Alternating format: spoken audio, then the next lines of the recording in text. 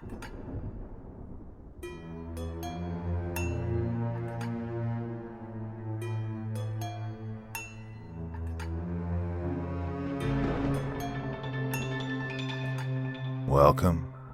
to Dr. Creepin's dungeon.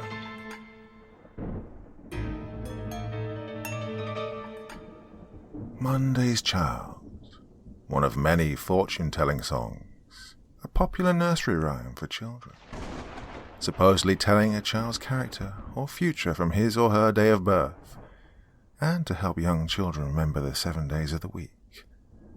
But what if it's a portent for things more sinister and deadly, as is the case in tonight's wonderful story?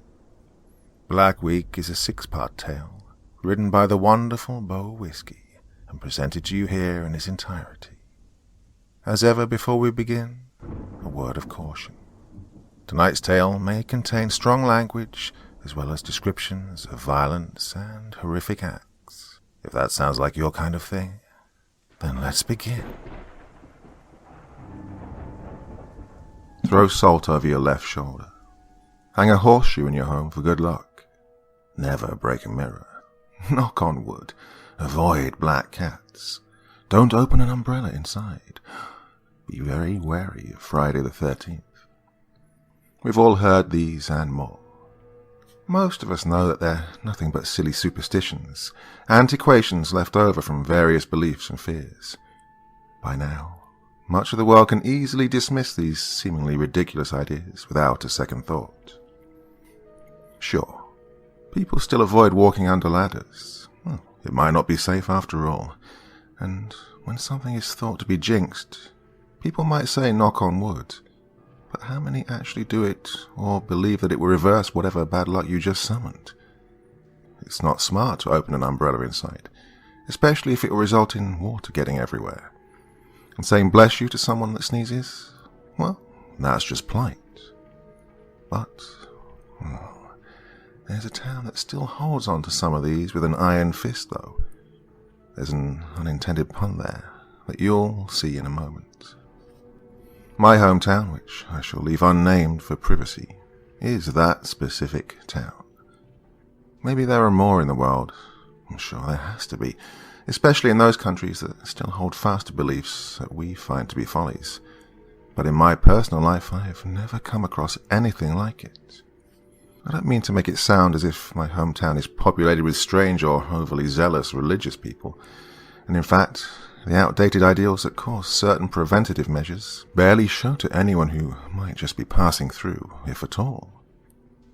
To a stranger of that quaint little town, nothing would seem off or different. It's just a town, a place to drive through if you're taking the scenic route. It isn't a destination, but a stopping point for the night. To the more observant visitor, it might be considered cute how all of the homes are adorned with an old horseshoe on the front door. It might seem odd that so many of those houses are also lined with waist-high iron fences, more than you might see in another town, where the American dream usually speaks of the white picket fence. That town, the town I spent my entire childhood in, well, the fences are all iron, and that's what people want. If you pass through it, you might have at one point not even known. You won't see that the mirrors are covered every night to prevent the soul from being trapped while the body is asleep. You won't be able to tell that on almost every single property there is a knife buried in at least the front yard, sometimes the back too, for good measure. And most of all, you won't hear anyone talk about a brief time period that came to be known as Black Week. Is rarely spoken of, and when it is, the name is whispered or only mouthed as if speaking it aloud is taboo and will call forth the tragedy to be repeated.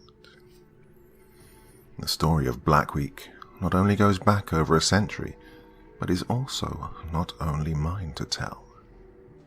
I am the only one willing to tell it, though, if only with the hope that sharing what happened will help get it out of my mind long enough to sleep and dream of something other than death and decay. It's been years, and where another person might be able to strengthen their psyche after trauma, it would seem that I cannot. In that way, perhaps, I am truly cursed. I can never return to my hometown.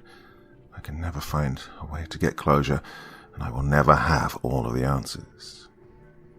I went to a therapist for a while that told me I needed to go back and face my fears, confront my inner demons.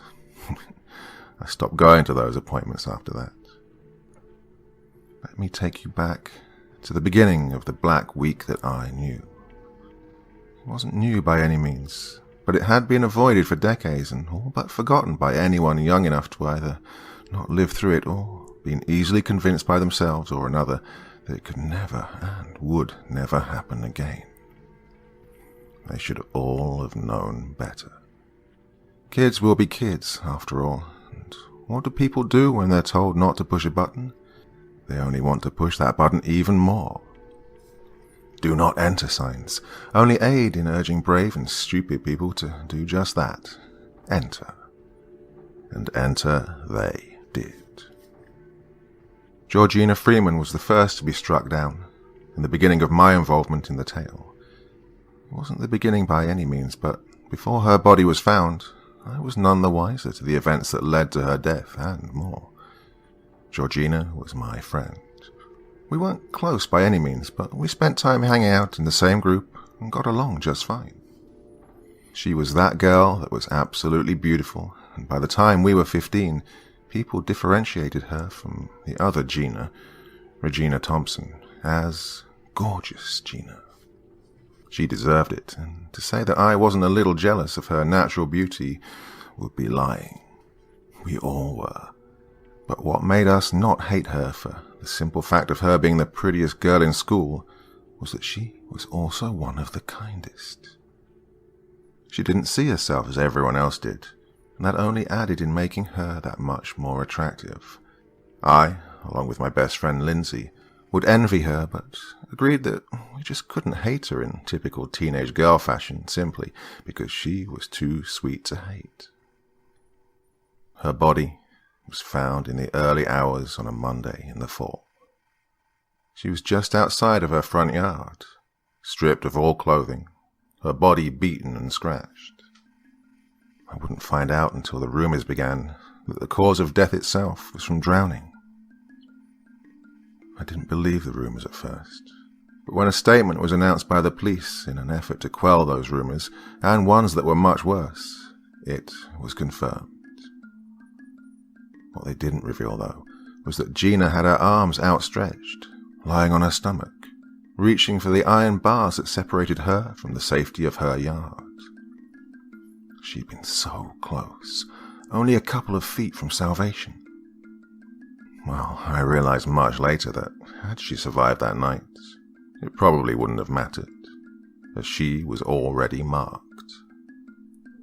The morning of Gina's death, Monday morning, I was none the wiser as I prepared for the school day. I slept in later than I wanted, per usual, and was rushing to get dressed and get my things together before heading out the door. Typically, I couldn't be bothered by anything or anyone when I was in this type of rush, but my mother knocked on my door softly and asked me to stop what I was doing. The tone of her voice caused me to halt and look at her with confusion and concern. There were tears in her eyes as she asked me to sit down. "Mom, what's wrong?" I asked, taking a seat on my bed. She crossed from the doorway and sat down beside me. She took both my hands in hers and looked me in the eye. "Honey, there isn't going to be any school today," she spoke softly. I studied her face, my own contorted in an expression of not understanding what she was talking about. In my mind, I began going over all possibilities as quickly as I could. It wasn't a holiday that I'd forgotten about, and if it had been, she wouldn't be upset about it. My father had likely already left for work. Had something happened to him? What about my grandparents? Were they okay? Did I do something to upset my mother? Had she found out that I'd smoked pot with a few friends and was disappointed and upset enough to keep me out of school? She was the type to blame herself for any wrongdoing or mistake that I or my brother made, so that didn't seem out of the realm of possibility. "Why?" I managed to ask amidst the commotion of my thoughts. She took a deep breath and forced a weak smile to cross her lips. "There's been an incident." Her voice hinted at wavering, as she struggled to find the proper words to convey what she'd already been told to her hormonal and impressionable teenage daughter. "Incident? Is Dad okay?" I spat out. My body tensed and I felt her hand squeeze mine in response. Yes, she answered quickly. "It isn't your father. It's Georgina." "Freeman?" I responded with another question. I was beginning to feel frantic and wanted her to just tell me what the hell was going on. I remember feeling impatient with her, but looking back, now that I'm older, I can understand her hesitation and concern in trying to soften the blow. "Yes. She was found several hours ago. She trailed off, searching my eyes and pressing her lips together in thought. "She's what, Mum?" "Just say it," I told her. "She's gone, sweetie. She died." I felt my eyebrows furrow as I tried to comprehend what she'd just said. I understood the words. The statement made grammatical sense, but I couldn't get my brain and heart to grasp the concept. "I'm confused," I said. She took a deep breath before speaking. "Her body was found outside her home. It appears that she was killed. The school called and everything is cancelled for today. They wanted to be sure that all of the students know that there'll be grief counselors available if need be, and although there'll be no classes, anyone who wants or needs to speak to someone is welcome to go down there and talk. But no one's required to be at school today, and they urge everyone to spend time with their families in the light of this tragedy." She sounded like she was just repeating facts, spewing word garbage that had been told to her. My mother, usually so caring, the woman who just walked into my room with watery eyes, seemed to flip a switch and talk from a script. I felt angry at this, and disbelief coiled inside me. I wanted to yell that she was wrong, that this was a bad prank. I wanted to laugh in her face and tell her that her acting sucked. It wasn't that I was close to Georgina, but when you grow up with the same people, something like this is just so unreal and strange that you can't help but want to refuse it. Something in the way my mum's face softened and her eyes watched me carefully made me keep my temper in check, though. It'd be years before I understood that her almost robotic speech was simply the only way she could handle saying the words out loud. She was in a state of disbelief as well. I sat there, staring at her for a while. I didn't know how to respond. I didn't know what to say. I don't think she knew either. It wasn't that death was unknown, but the murder of someone we knew, someone that lived only 3 blocks away, someone that I'd gone to school with since first grade. How were we supposed to properly process that information? "Is there coffee?" I finally asked. Even at that moment, I was unaware of how unfeeling and distant that question was. I even let myself worry for a split second that my mum would get upset by just how mundane and callous it might seem. She didn't know, and I loved her for it. She only gave another weak smile that barely caused the corners of her mouth to shift, and nodded before standing up. I followed her to the kitchen, and we sat at the table, silently drinking coffee and still not knowing what to say. I didn't want to go to the school to talk to any counsellor, but I definitely felt like I needed to get out of the house. So I told my mum that I needed to take a walk and set out, bundled up in a large coat. The air wasn't particularly cold, and the slight breeze that wafted through the leaves that littered the ground would have been nice, even refreshing on any other day. That day, however, I felt like I couldn't stay warm. Little did I know, it would only get worse as the week progressed. Lindsay lived on the next street over, which was on the way to the neighborhood park, which was in the opposite direction of Gina's house. I can't remember if I decided to go there or if my feet just led me in that direction on their own. I was so lost in my own head that I didn't hear Lindsay calling for me until her hand reached out and touched my shoulder. I flinched, startled, and turned around quickly to see my best friend standing there with a worried look. "Hey, C, you okay?" she asked. I nodded as I drew in a breath. "Yeah, just lost in my thoughts, I guess," I told her. Lindsay nodded and slowly asked, "Where are you going?" I looked around, not entirely sure what to tell her, as I wasn't even sure myself. When I didn't respond right away, she asked me something else. "Want to sit on the swings with me?" I nodded. "Yeah, sure." We started walking quietly the rest of the way to the park, and then to the playground. It was empty, as to be expected. After we both took our seats on the swings that were side by side, I heard her sigh. "Did you hear how they found her?" she asked me. "No." I shook my head. She didn't respond immediately, and I turned my head to look at her. Tears were sliding down her cheeks, and I instantly started chastising myself mentally for somehow not even considering the fact that Gina and Lindsay's brother had been, well, sort of dating. Nick, Lindsay's brother, was a year older than us, and as close as Lindsay and I were, Nick was close to my own brother as well, Luke. In fact, if not for them, we might not ever have become best friends in the first place. It was our parents forcing our brothers to bring us along when we begged to be included in their adventures that gave us the opportunity to form such a bond. Nick and Gina had spent a lot of time together over the past summer and grown quite close. It wasn't unusual to see the two of them with Luke in tow, roaming around town or going to the movies or doing other typical teenager things. They were like three peas in a pod, even after the school year started. Lindsay had confessed to me in secret that she saw Nick and Gina kissing one night after Gina had spent dinner at their house. Whenever she or anyone asked him, Nick would deny that they were a couple, but everyone knew that they were closer to being an item than they would admit. We speculated why they wouldn't just make it official, but if the question was ever posed to Gina, she would just giggle and say they were just friends. I knew that despite Gina being around Lindsay's house more often, they hadn't really gotten close.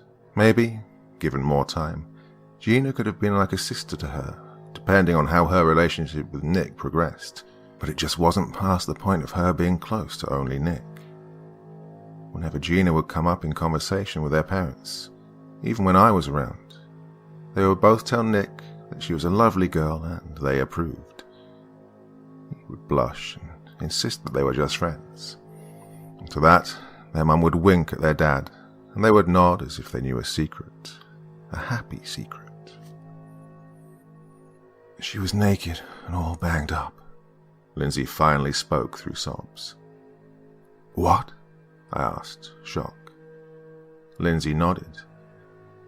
"Nick is the one who found her. He's really messed up about it." What? I failed to find the right words to form any type of question. My mind was reeling, spinning, trying to process the information. Lindsay started and took a deep inhale, filling her lungs with as much air as she could hold. "I don't know why he told me. Well, I guess I do. I know why he said he told me, but I don't know what to do about it." "What are you talking about, Linz?" She took another deep breath and wiped the wetness from her face. "You can't tell your brother or anyone that I told you, okay?" "Okay." I hesitated, a little concerned about what she was about to tell me. "Nick and Gina run in the mornings. They usually meet over on Birch and jog to the high school, then use the track. This morning, he went to Birch, but she wasn't there. So after he waited a while without her showing, he went over to her house and found her there. Like that." Lindsay's voice faltered at the end. I shook my head. Okay, but why can't I tell Luke that? No, she said. Not that. Okay, then what exactly? I asked. Cecily, do you believe in ghosts? She asked, turning to look me dead in the eye. Can't say I ever really thought about it, I answered. What about curses? She posed another question. Curses? Linz, what the hell are you talking about? I asked. You know the old ghost story about the day rhyme witches, right? Lindsay spoke. I nodded, not understanding what any of this had to do with Nick or Gina or Luke. Of course. It's that old legend like every kid hears about. It's the spooky story told to keep kids from wandering too far into the woods. What if it's not just a story? She said quickly.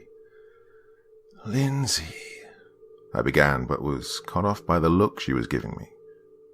I decided to just listen and hope she would connect the dots quickly so I could understand what she was getting at.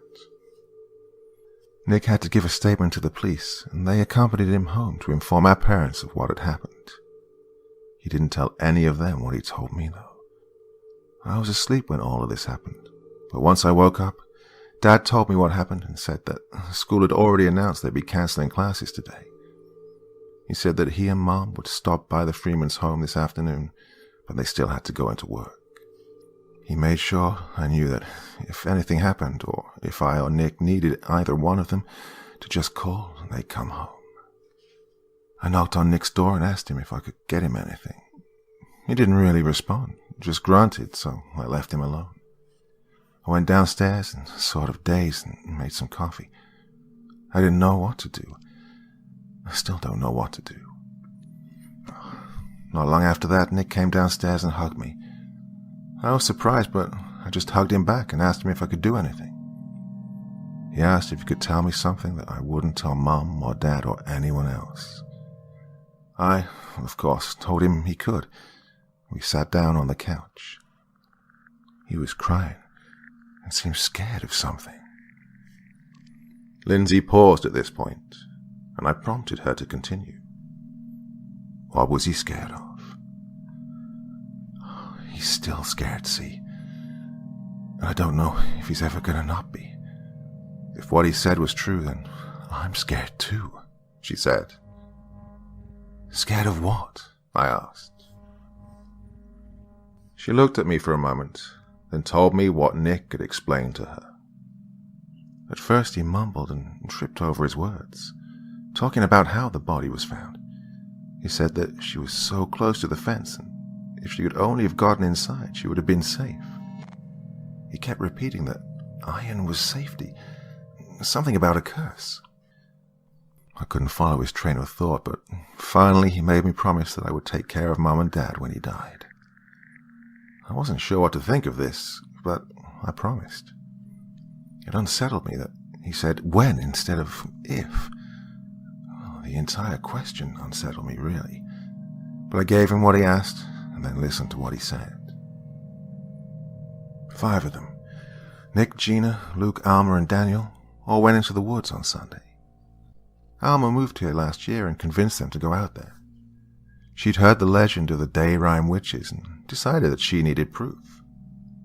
She said that she did that kind of thing all the time, so they went out in search of the graveyard near the lake. Nick said that there were no trails that lead to it. It was hard to find. It took them all afternoon and all evening to finally come across it. They started with a trail that leads to the lake itself, and then walked along the shore, weaving in and out of the tree line in search of some sign. Well, in the story, everyone says it's a graveyard, but what Nick said he found was something more like a small plot of land fenced off with an iron cage. It was tall, taller than any of them, curving over their heads and enclosing the entire section. It was covered in leaves and vines, and the grass inside was dead.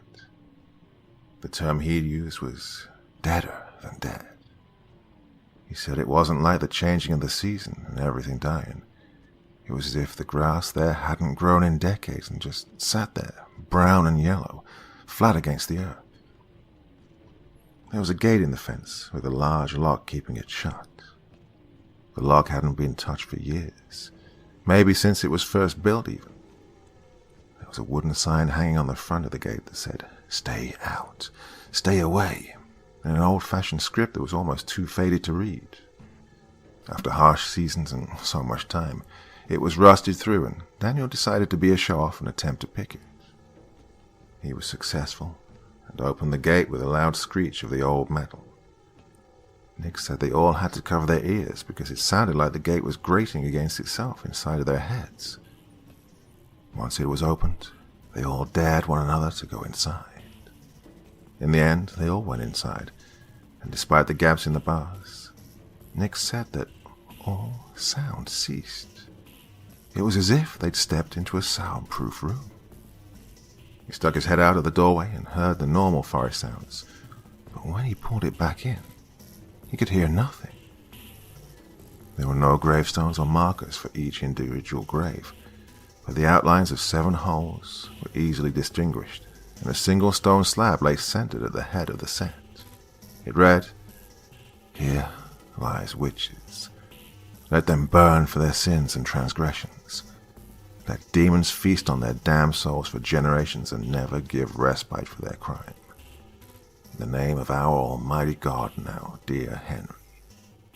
When they got close to the stone, they could see at the top something carved into it, obviously years later. He said the smaller message looked hastily done and was worn away mostly, but they were able to make out the words, "Forgive us." As they were all examining the single marker used for all those buried there, Daniel read the original words aloud in a booming voice. They all stared at him, annoyed and a little surprised, and confused as to why he would do that. No one noticed that Alma was smiling until he finished, and she added, "We wish you the fury of hell. May you never rest or find peace." "Wait," I interjected. "Isn't that how the ghost story goes? Someone is supposed to say that, beckoning the witches to rise from their graves and try to exact vengeance for their deaths." Lindsay nodded solemnly. "Yes." And as soon as Alma spoke those words, Nick said the air seemed to change.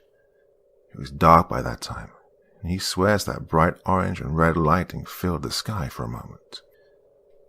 He wanted to demand why Alma would say that, but didn't get the chance. None of them did. Thunder resounded through the sky and their bodies, and they felt the vibrations in their bones. The ground began to shake, and moaning and wailing began permeating the air, starting softly, then growing in further intensity. Given the entire situation, they all felt panicked and ran. They darted out of their iron cage so quickly that they left the gate open. That's when the storm happened. Nick said that in town it wasn't so bad. Even now, everything is already dried. In the forest, though, he said that they ran through sheets of heavy rain and the constant glow of lightning and barrage of thunderclaps. I told him that I didn't remember it being that bad of a storm. He said that it was only that bad in the woods and around the lake. Once they got back to town, they all laughed and tried to convince each other and themselves that they just spooked themselves in the spirit of things. He said he even really did believe that it was simply their minds messing with them and recapturing the scary feelings we all felt as little kids hearing the legend. It didn't keep him from sleeping or enjoying the rest of his night. But then this morning, he found Gina dead. After he told me about it, he kept mumbling about how he would be one of the 7, and how Gina was Monday's child. That of course, Gina was Monday's child. He wouldn't say much more after that. He kind of just drifted into a quiet mood and stared blankly into the distance. When he wouldn't respond to anything I said, I got up and tried to process what he told me. And that's when I saw you walking down the street. We sat in silence for a few moments. both trying to make sense of Nick's story and what had happened to Gina. Finally, I asked her, "Do you believe him? Do you think they really set the ghosts of those witches free?" "I don't know," she shrugged. "The older people like my grandma tell stories about being plagued by ghosts when they were little, but I never really believed it. Now, I really don't know what to believe. All I know is, if it were real, then Nick and the others are in trouble. The witches are said to kill those who summon them first, before moving on to others. See? What if Nick dies?" She began sobbing once more, and I stood up and wrapped my arms around her. I didn't know how to comfort her, and I didn't know if I wanted to believe in something I considered a silly ghost story. It was entirely possible that Georgina was just the victim of a horrible and tragic crime, and sure, the timing was impeccably bad and strange. But what if it was supernatural? I just wasn't sure. Putting any type of stock into telling something like that made any sense. I didn't want to give a real murderer, someone flesh and blood, any less blame than they deserved, let alone shift any of that to the supposed ghosts of witches.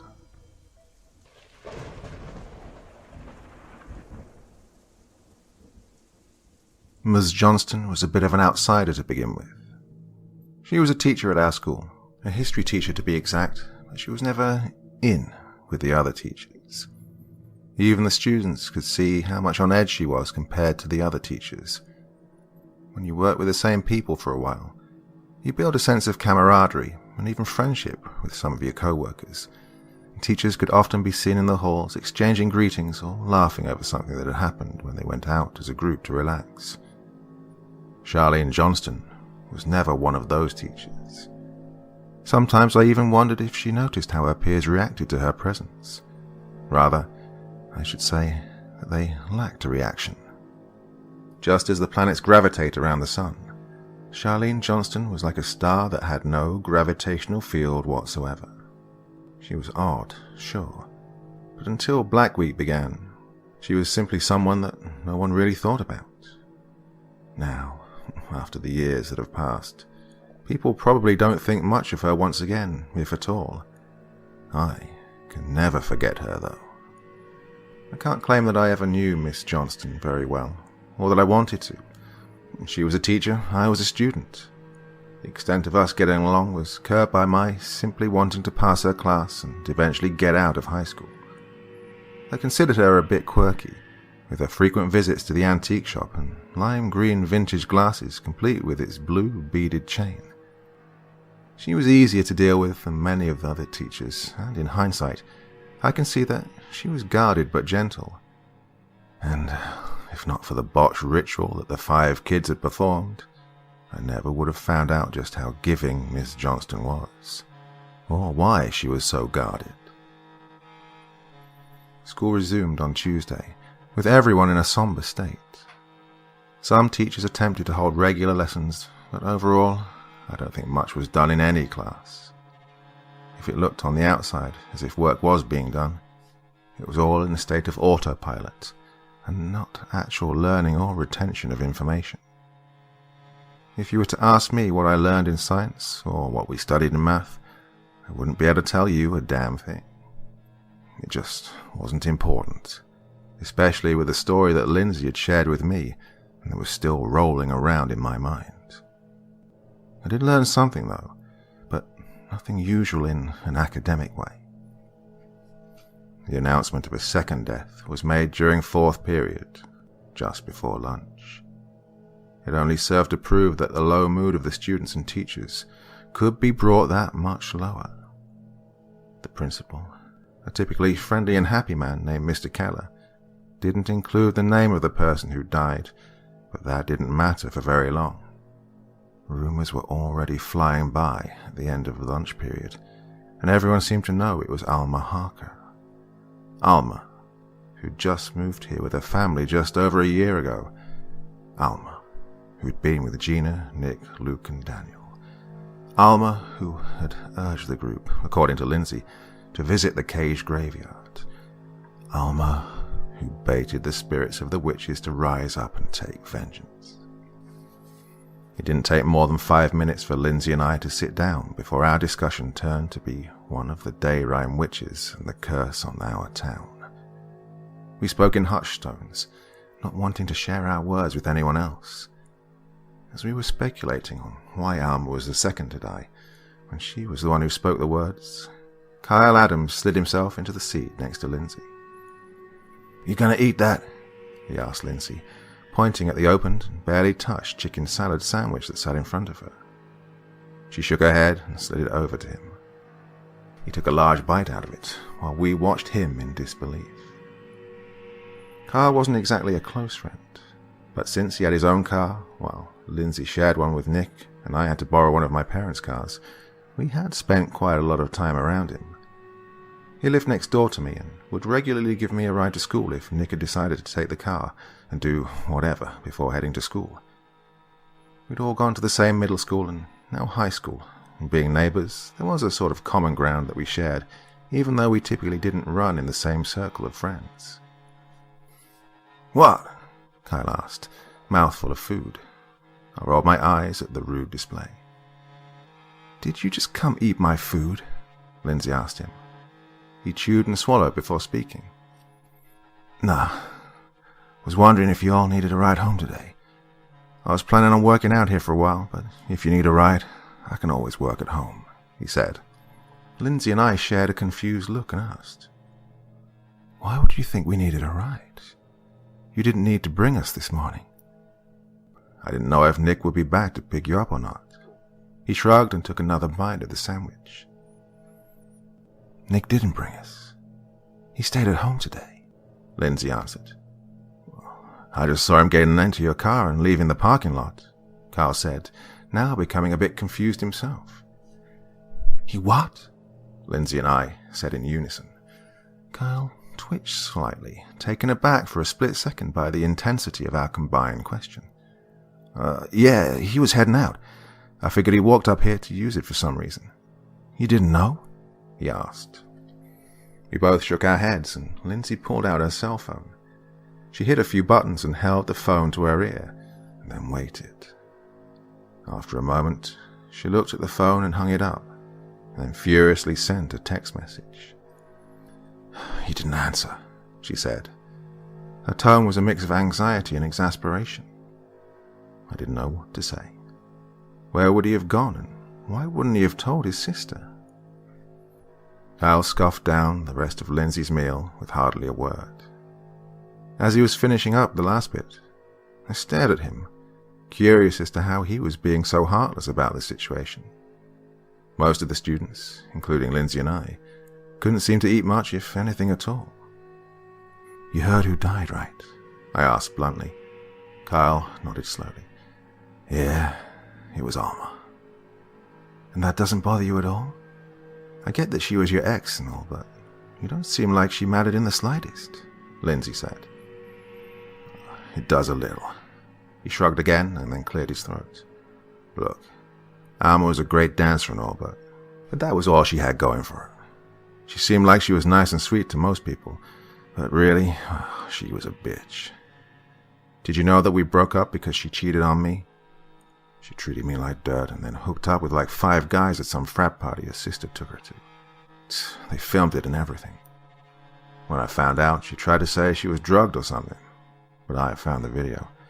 Yeah, I shouldn't have watched it, but I don't know, I just had to."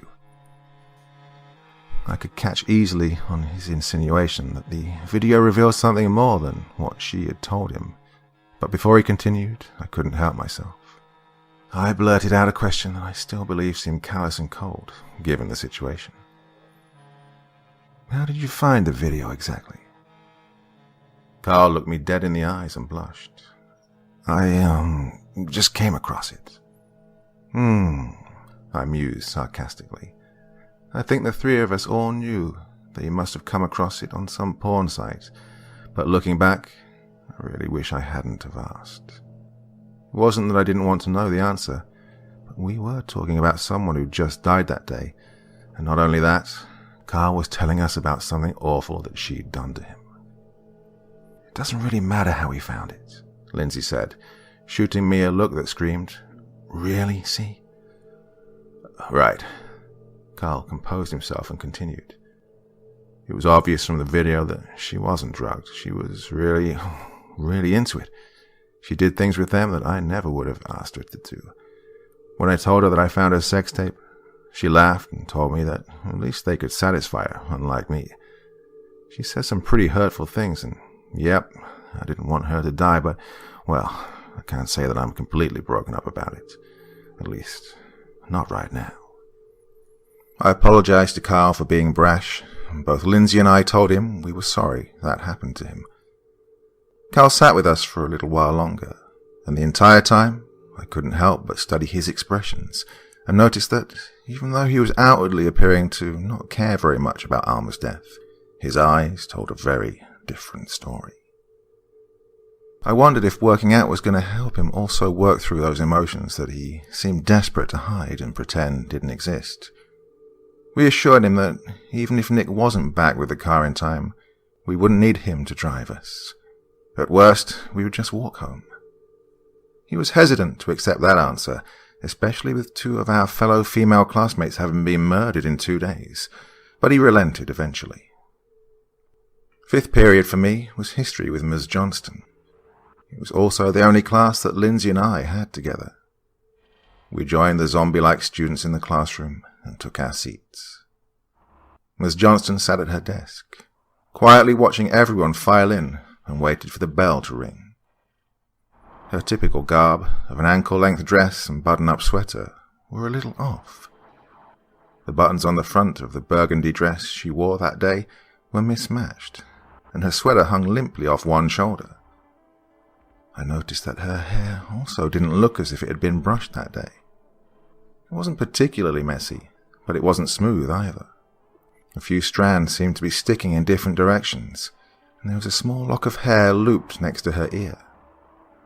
Her gaze caught mine, and her face softened. She looked tired and weary, as if she'd been struggling with something that none of us knew about. "Class," she began once everyone had taken their seats and the bell had rung. "By now, you've all heard more details than you were probably supposed to know, I'm sure." There was a murmur among the students, confirming her statement. "I don't know how much, but I've been told a few details that I feel you are welcome to.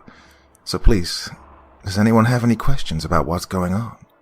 she asked us all. There was an awkward silence and a few people shifted in their seats.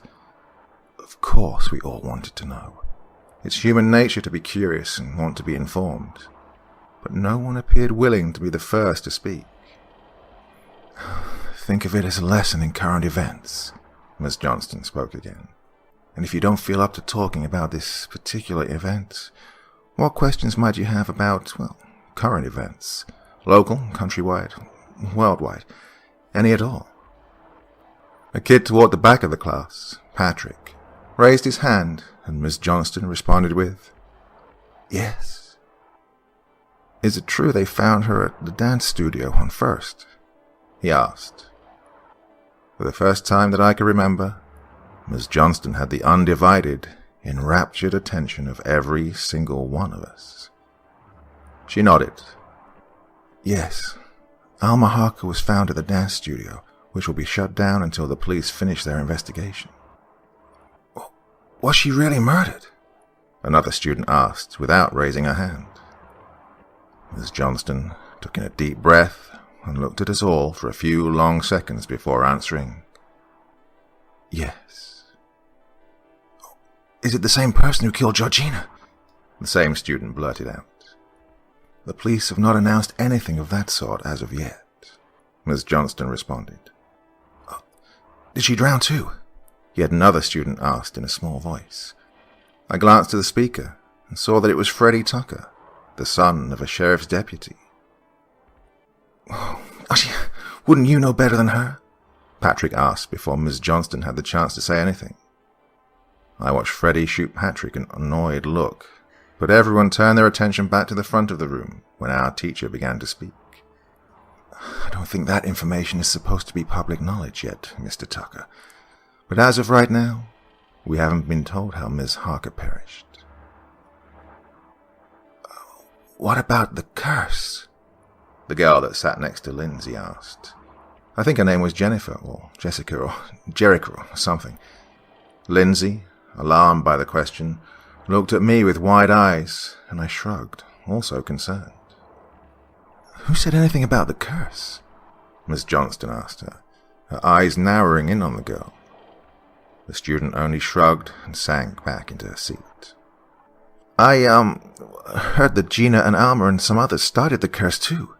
A male student, Hanson, said.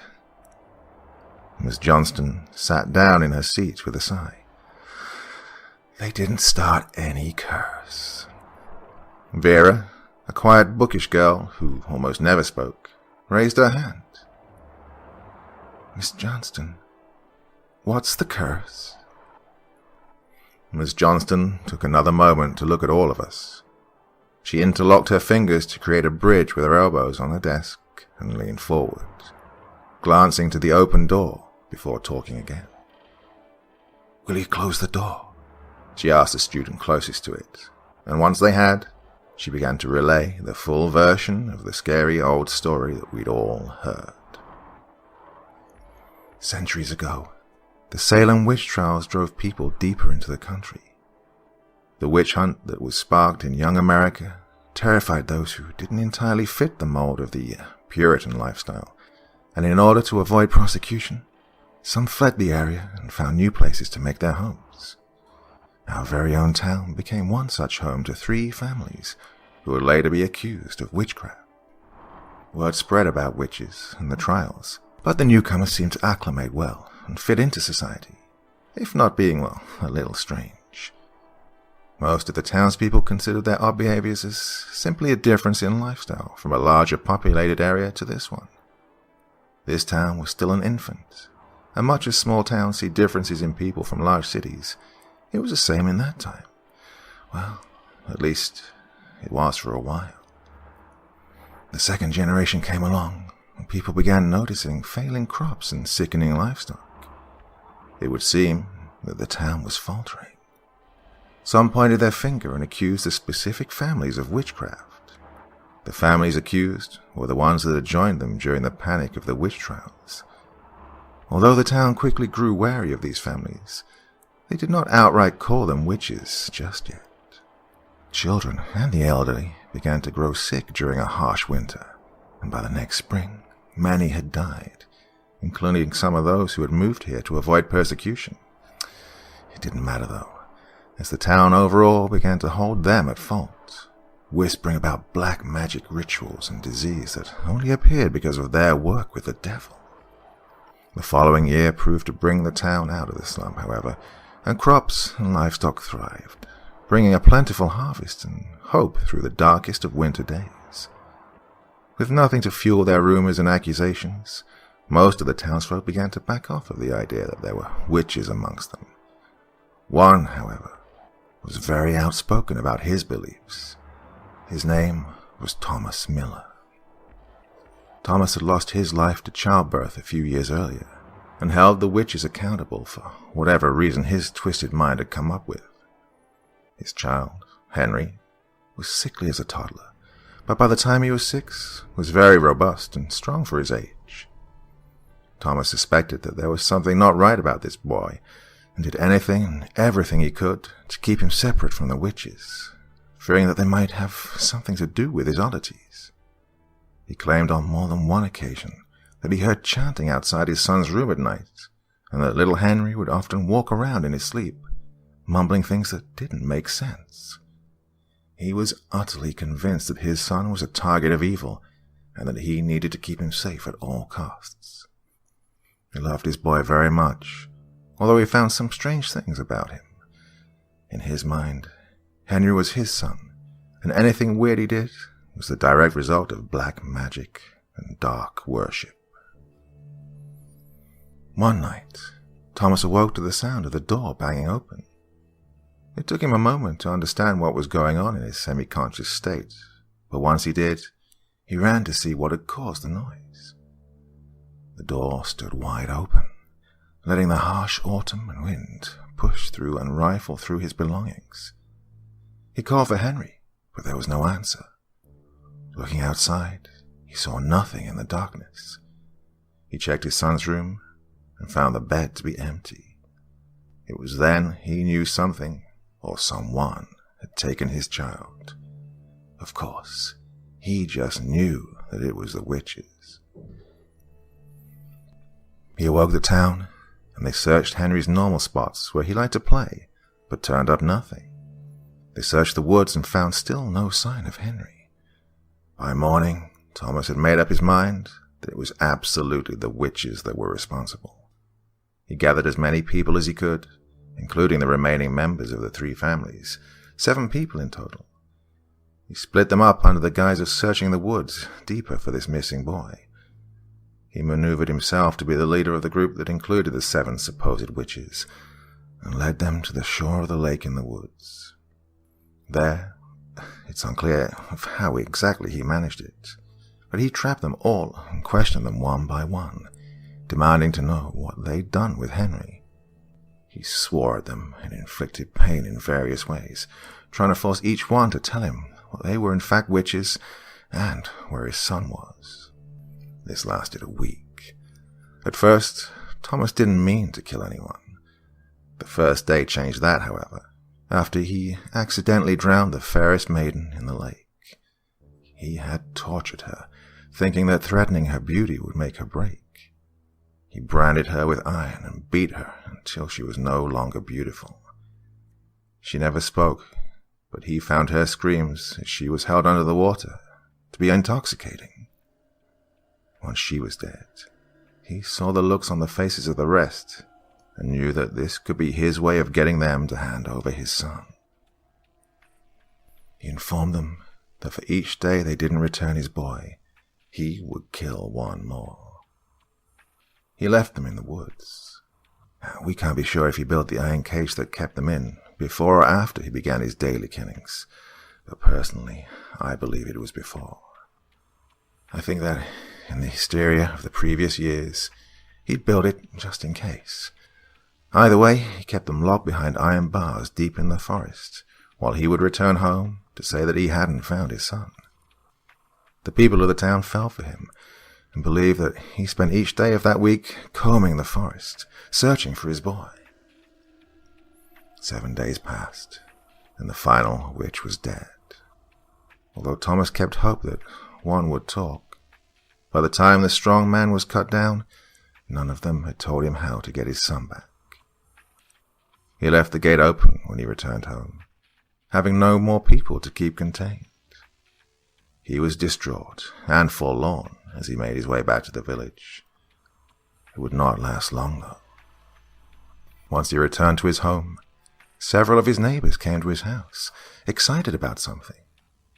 They told him that little Henry had been found and was with the doctor. He rushed to see his son and found him hungry and thirsty, cold and shivering, but alive. The child told his father that he'd awoken in the forest, in a tree that first night, and had struggled to find his way home. Everyone rejoiced, and as he heard them talk of telling the missing people they no longer needed to look for the child, Thomas felt his heart grow heavy with fear and anger. He still felt that they were responsible for his son's sleepwalking episodes, but he was also afraid of what the people might do when the ones he'd called witches never returned. Days passed, and Thomas pretended not to know their whereabouts. People began complaining of seeing specters of the missing 7 and having nightmares of being hunted and chased through town. They began burying iron in front of their homes, and some hung iron on their doors. They would speak of sleeping better once they'd done this, but Thomas couldn't be bothered with their superstitions yet. Exactly a week after the final death, Thomas had his very own dream. The witches stood around his bed, looming over him and keeping him pinned down. They whispered hexes and angry words into his mind, while taking turns stabbing him with fingers that felt like talons. Thomas woke up screaming, but assured himself it was only a dream. The witches were dead. He continued to have this dream for several more days, before the terror and pain and his own guilt drove him to come clean to his friends. Instead of being put on trial or punished, however, his friends aided him in burying the witches in the same iron cage where he had left their bodies to rot.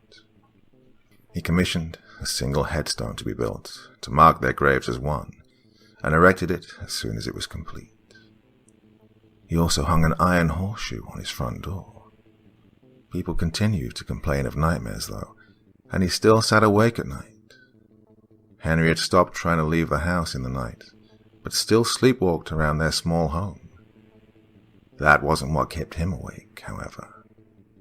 What kept Thomas awake was the banging of fists against the exterior of his house, the hexes shattered just outside of his bedroom, the scratching noises against the front door.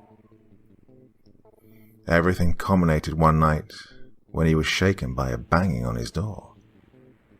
He hadn't been to sleep yet, and the urgency of the knock made him jump and shake. He didn't move until he heard the voice of one of his neighbors yelling at him. The metalsmith shop in town was on fire. He rushed to help, leaving the door unlocked and his son in bed. As they fought the blaze that was quickly spreading to more stores and buildings, Henry, dazed with sleep, wandered out of his home and to the town square. Thomas noticed him only when a chorus of laughter began rising above the din of the flames. Everyone heard it, and everyone stopped to try to locate the sound. No one knew how long they'd been there, but the ghastly visages of the 7 dead witches stood, watching the blaze with glee in their eyes. Henry was headed right for them. One of the female witches reached out her arms to him and beckoned him close. Thomas sprang to action, running for his boy and standing between him and what surely would have been his death. The fire is said to have increased right at that moment, and Thomas struggled against his son to make him stop. The witches then spoke together in a single tone made up of 7 different voices.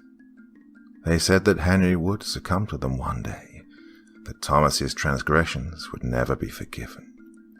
They confirmed that they were witches, that Thomas had been right, and they cursed the town and the lack of action taken by the people who lived in it. They swore they would return each day and exact their revenge. They would take someone that matched the witch in some way that had died on the corresponding day, and then they were gone. One person perished in the blaze before it was able to be put out. He was a charming and handsome young man with a full life ahead of him, engaged to have been married in a short time. He'd been the young man that all the ladies wished to capture the attention of.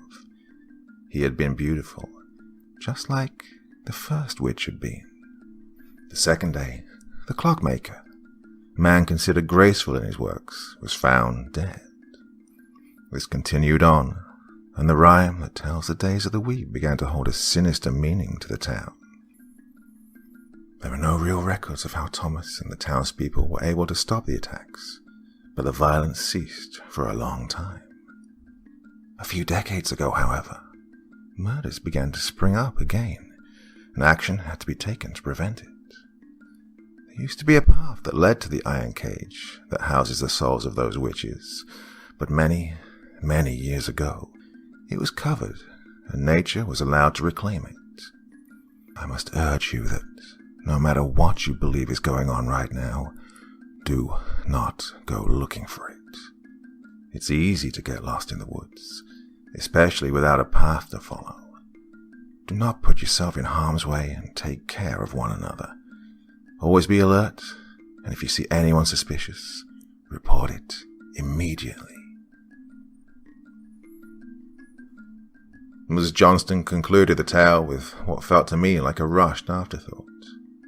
I got the impression that she believed in the witch's curse, and she just wanted to make it seem as if she was the same as every other sensible adult. I couldn't help but wonder what else she knew, or what she might be able and willing to tell someone in a one-on-one setting. After class, I exited the room with Lindsay, and we walked to where our lockers were, side by side. We were silent until she spoke, putting words to exactly the thoughts I was having. See, Gina was gorgeous, right? Well, everyone knows that. Alma? She trailed off. I looked at her and nodded solemnly. I know. Alma was a dancer. Alma had grace. I think we need to talk to Miss Johnston after school.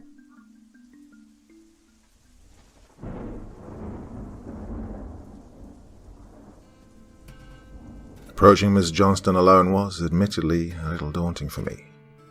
When you're younger, people such as teachers have this air of power about them that makes you inherently nervous. You don't fully understand or grasp that they are just people with their own lives and worries, and sometimes they're just as lost as you are. It isn't until we're considered adults ourselves that we truly see that we're more like those people we look up to, or the people that we fear when we're children.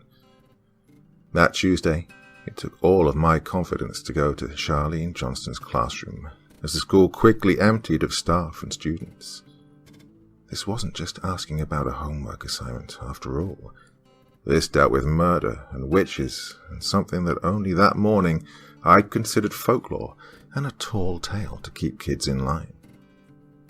Lindsay had planned on joining me, but when I checked my phone the moment the bell rang, I saw a text message from her. Nick had texted her shortly before and would pick her up. As much as I hated to lose my best friend and the confidence that she exuded, I understood that right now she needed to talk to Nick more than Miss Johnston. I could handle it, I repeatedly assured myself mentally as I made the short walk through the halls to the history room. I also continually went over my options for just what the hell I was going to say to start the conversation. As I closed the distance, I saw Miss Johnston exiting the room and stopping to lock the doorknob. "Miss Johnston," I called out to her over the other teens milling about the hallway, opening and closing lockers, making plans and gossiping.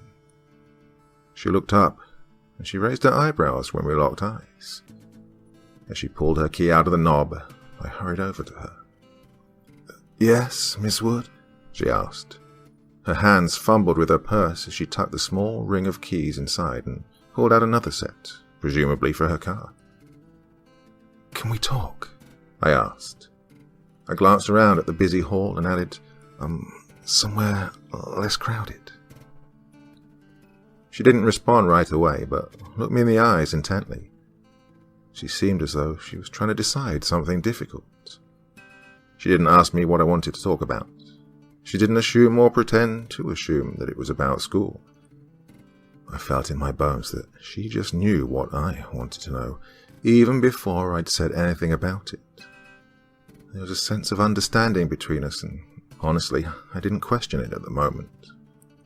It wouldn't be until much later, as I replayed the events in my mind, that I would find it strange.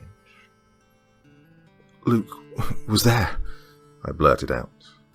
I'm not sure what I was thinking as the words left my mouth, but as they fell out like something distasteful, I pleaded in my mind for her to make up her mind and help me if we were truly in danger. "Shh." She put a finger to her lips and shushed me. Her face softened a bit. She nodded. "Walk with me." I obliged and followed her down the hall. There was a noise all around us, but it sounded muffled to me. In my concern, concentration and fear, the only sounds that made themselves known to my ears were my own footsteps and my heart beating. It wasn't pounding yet, but I felt like it could take off at any second, just as a racehorse takes off out of the gate. For a few seconds, as we walked without speaking, my mind wandered, and I related my heartbeat to the pounding of steady hooves on hard dirt. We exited the building via the door to the teacher's parking lot, and I continued to follow her, my eyes scanning the surrounding cars and people leaving the lot. In my periphery, I noticed my teacher hit a key fob, and I looked at the vehicle we were nearing. The lights flashed in response to her unlocking it. I'd never thought about what Miss Johnston might drive, but was rather surprised at just how dirty it was on the outside. The lower half of the silver Subaru sedan was covered in a layer of dirt and dried mud. It wasn't unusual to see a dirty vehicle in this way, but for some reason I just didn't expect it from Miss Johnston. Although she'd seemed disheveled today herself, she was typically clean and well kept. I wondered briefly if that only reached her person and not her car or home. "What is it that you want to ask?" she prompted after opening the back door and gently placing her purse and work bag inside. Her keys remained in one hand while her other rested on the top of the still open door as she turned to face me. I don't really know what to ask," I admitted. "Well, first off, I'm sure you're wondering if it's real. Am I correct?" she said. She was correct, and in response, I didn't say a word but looked sheepishly to the ground and hiked up the strap of my backpack to sit more comfortably on my shoulder. "You said your brother was there?" she asked. Her voice was calm and stoic, but there was an undertone of concern that she struggled to conceal. I looked back up at her and nodded. "Yes. Is it real? Is he going to die?" Her brows furrowed, and she let out a breath before answering. "Do you have anywhere to be, or would you be willing to take a ride with me?" "To where?" I instinctively asked. "It's a place with answers. They might not be the answers that you want to hear, but they're answers nonetheless." She spoke quietly. I stared at her for all of 3 seconds before nodding and walking around to get into the passenger seat. I heard the door close and the driver's door open. I was pleasantly surprised by the interior, which I hadn't even bothered to glance at until I was sliding into the seat and setting my backpack carefully onto the floor beneath my feet. As messy as the exterior looked, it was almost immaculate on the inside. It wasn't anything special, but I could tell that my musings a few minutes before were incorrect and that Miss Johnston did, in fact, care about her car as much as her body. There was also a scent that I couldn't determine the origin of. I glanced around, searching with my eyes for an air freshener or something, but discovered nothing. It was a relaxing and mystical scent, and despite the situation, I found myself focusing on what was creating it. The therapist I used to go to said that, for some people, in stressful or traumatic experience or times, it's easier to detach from the most of their predicament and focus solely on a detail of some sort, and likely that's exactly what I was doing. Miss Johnston placed herself in the driver's seat and slid the key into the ignition. The engine started up with ease, and we both reached up to secure our safety belts. She caught me looking around and gave me a quizzical expression. "What is that amazing smell?" I asked. She let out a light-hearted laugh. "It's a special homemade blend." As she spoke, she pushed the cover for the cup holder open and pulled out a jar and handed it to me. I took it and examined the contents. It appeared to be candle wax or something similar with herbs melted in. I held it under my nose and took a deep inhale before handing it back to her. "Oh, it smells incredible. What's in it?" I asked. She smiled and winked at me as she placed it back in the holder. "Oh, some herbs and oils, but it's a secret," she said, and shifted the car into drive. We exited the parking lot. We drove in silence to our destination. I wasn't sure what to say, and several times I opened my mouth to speak, but found myself lacking words to actually utter. For Miss Johnston, I think she was just waiting until we arrived at whatever the place was that had answers. It wasn't too long of a drive, about 15 to 20 minutes. I recognized most of the roads until we turned off the pavement and began to follow a dirt path. It was smooth, despite looking like it should be riddled with holes and dips.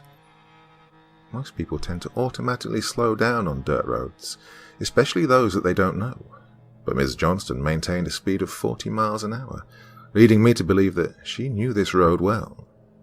It was no wonder that her car was so filthy on the outside.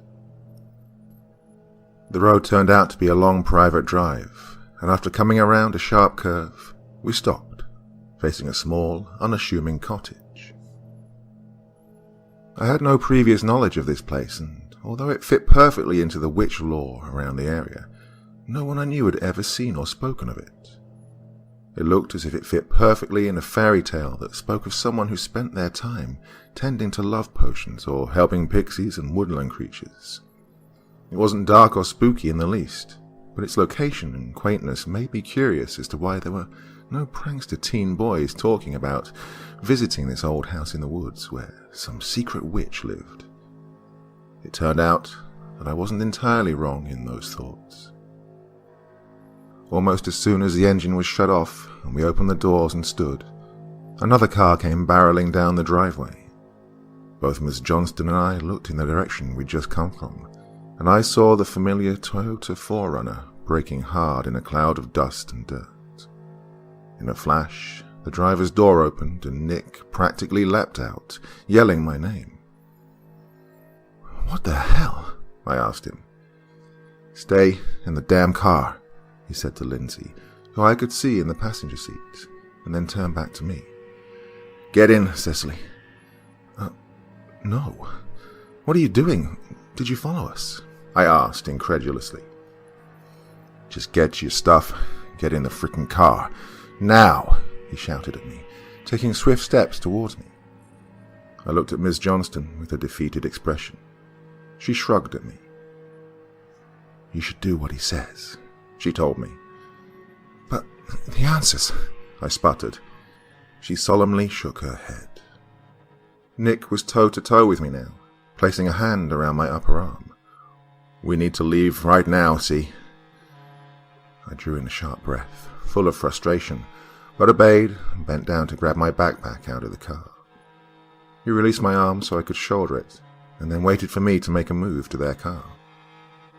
Once I was walking away, he followed while glaring daggers at Miss Johnston the entire time. Even as I got into the SUV and we drove away, I saw Miss Johnston stand there, watching me, the sadness on her face. "What the hell was that about?" I demanded the second the tires reached pavement. I didn't care that my voice was raised or that Lindsay was sitting there silently. Nick turned onto the road, and one of the back tires squealed from the force. "Answer me, Nick. Why did you follow us?" If what Lindsay told me was true, Miss Johnston could have helped. She was taking me to find answers. I spat at him. I saw him turn his head briefly to glance at Lindsay, but she only turned her head to look out of the window, avoiding his gaze. We sat in silence for another minute before I continued. "Tell me what's going on," I said in a low voice, putting all my effort into sounding as forceful as possible. "She's a witch, Cecily. She's a damned witch," Nick finally answered. I sat back in the seat and considered this information. I wanted to ask him how he knew, but couldn't manage to form the words or even a full thought. When Nick pulled the car up to my house, no one said a word as I opened the door and got out. He was reversing out of the driveway almost before I slammed the door shut. I stood there, unmoving, as they drove down the street and then turned out of view. What the hell was his problem? How was Miss Johnston a witch? Is that how she knew so much about the curse? Was she planning on sacrificing me or something? Thoughts and questions swirled around my head as I made my way inside into my room. Mine was the only bedroom on the first floor, and it had originally been an office. As I began to grow and needed my own space, my parents converted it to a small but cozy bedroom for me. I heard the floorboards of the second floor creak slightly. I knew that Luke was home, probably sulking in his own room. I planned to go check on him as soon as I'd calmed down enough. For the moment, though, I just needed to breathe.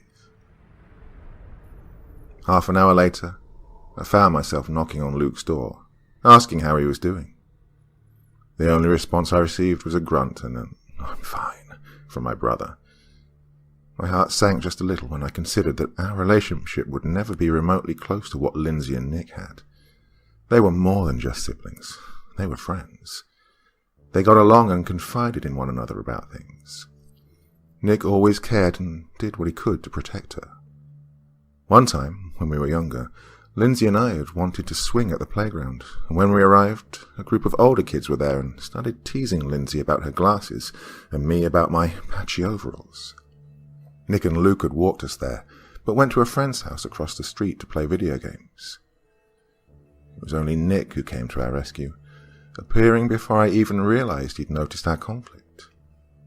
He threatened the other kids and ran them off without hesitation. After, he asked if we wanted him to stay while we played. Lindsay said yes, and he sat on a bench while we laughed and ran around and spent time on the swings.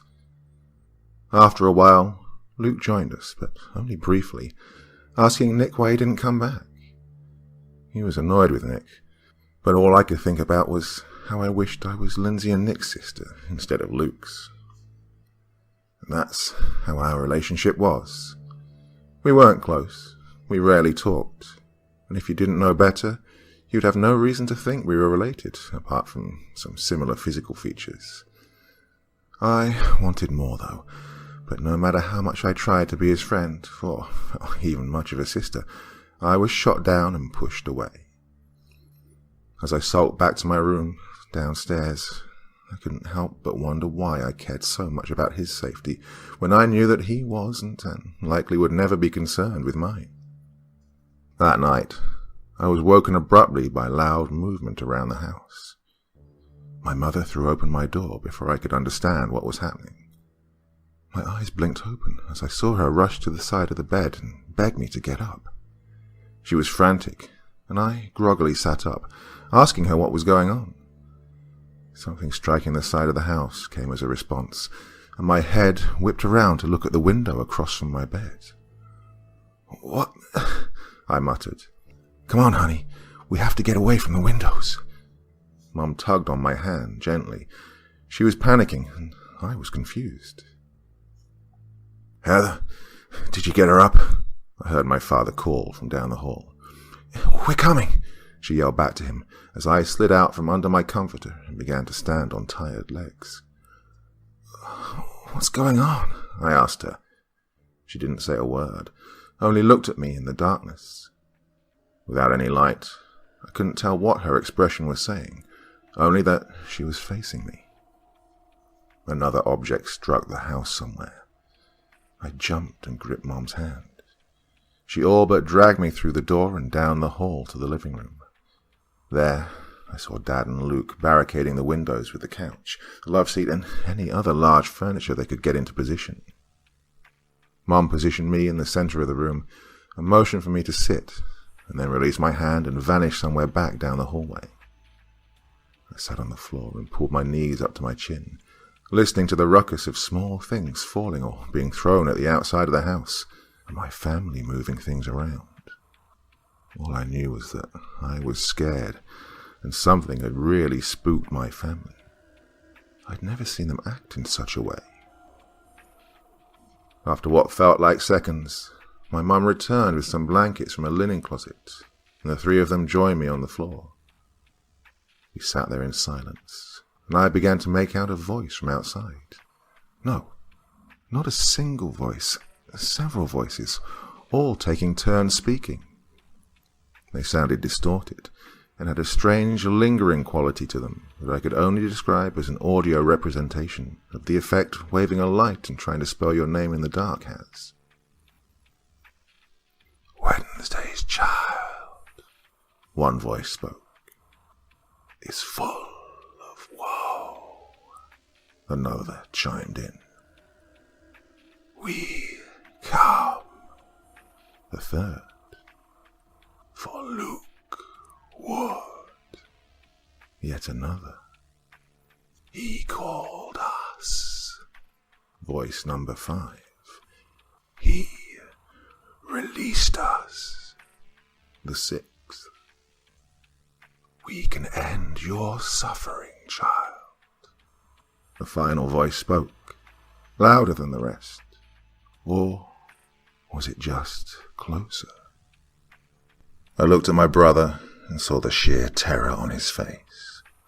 He looked like a small child again, and there were tears in his eyes. I tried to remember if I'd ever seen him so afraid before. My father whispered something to him, but my mind wouldn't comprehend the words.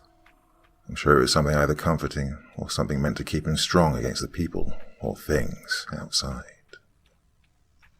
The barrage of bangs against the house picked up. At first, I thought that whoever was outside was throwing small pebbles or stones at the side of the house, but when they started to hit against the back and the roof rapidly, I knew that couldn't be. With every second that ticked by slowly, we huddled together, petrified of what was happening. I still didn't understand just what was happening, but I knew from what they'd said that this was related to the witches. The noises stopped for a moment, and one of them spoke. "Come outside. Come to us, Luke." My brother stood up, against the pleading from my parents. He took a step toward the front door, and my father lunged to his feet, grabbing Luke's arm and telling him to stop. What happened next was so fast that I still don't know just how I remember the details. Luke's free arm pulled back as he turned to face our father. As his head pivoted, I saw a glint of silver from his eyes. It was similar to how a deer's eyes reflect headlights when encountered at night, but the color was unusual. I also realized that his face was blank, devoid of emotion. It was as if he was an empty being. I assume that my father saw this too, as he momentarily stopped, his eyes narrowing on Luke's visage. By the time he saw Luke's fist swinging toward him, it was too late to duck. His knuckles made contact with Dad's jaw and sent him hurtling to the floor. Some people become hyper-aware when presented with extreme fear in a traumatic situation. For others, the mind blocks things out and details become fuzzy. I'm one of the latter, and that's one thing I can still be thankful for to this day. I don't remember the sound of my brother's fist colliding with my dad's face, or the sound his body made when he dropped to the carpeted floor, incapacitated and unable to keep Luke from trying to leave.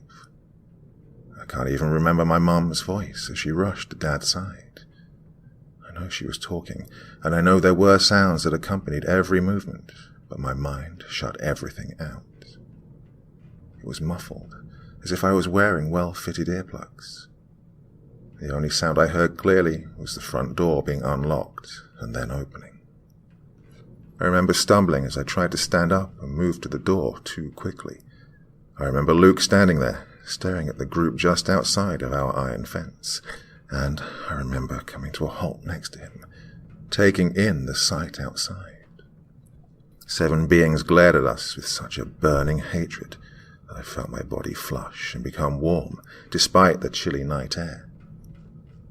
They weren't solid in a conventional sense, but also they weren't completely transparent like I'd seen in movies and TV shows. They were opaque, but their presence was heavy, weighing on the ground they stood upon. Their old clothes were torn and missing in places, and I saw various injuries clearly. There was a young woman whose face was tinged with an eerie blue-grey colour that I recognized as the first to die from the story. An older gentleman had a bloody mark lining his neck that still leaked black blood. Another, only a child of maybe 10 or 11, had hands that reached out to Luke, revealing fingers that were broken at every point and a missing thumb. His eyes were ringed in bruises, and there was a hole in his cheek, showing off chipped teeth. My heart couldn't help but break at the sight. What I don't remember was how I wound up in the yard. There was no one to tell me what transpired either, so that memory remains a blur. One moment I was standing there in the doorway with Luke, my brain working as rapidly as possible to think of a way to keep Luke from leaving. The ghastly coven raised their arms above their heads, and hail began to fall on the roof, the yard, and as far up the covered porch as possible. Luke took a step to stand on the porch, and he yelled that they needed to go back to hell.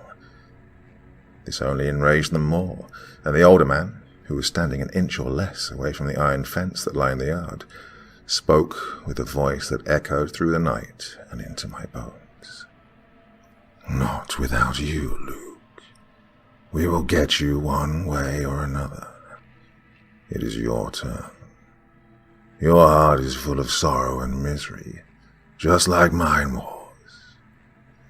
His voice cut through the cacophony of ice chunks falling heavier and more rapidly with each breath I took. Saplings lined the space between the sidewalk and the street. They would have been pretty if given the chance to grow. Like those that had already been struck down by these spirits, though, they were not allowed that. 3 of the infant trees shook and were uprooted before pausing in the air and exploding into hundreds of small, sharp spears. They were aimed at the house, at Luke and I. I heard the wind rage suddenly as the witches pointed and spoke something in a language that I didn't understand. And then I was on the grass.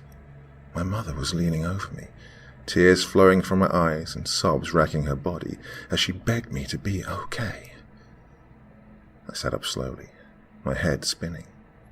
I tried to speak, but only incoherent noise came from my vocal cords. Shh, sweetie, just be still, she whispered in my ear as she pulled me close to her. After sitting there like that for a moment, my father joined us from outside of the fence. They helped me to my feet, and we made our way inside.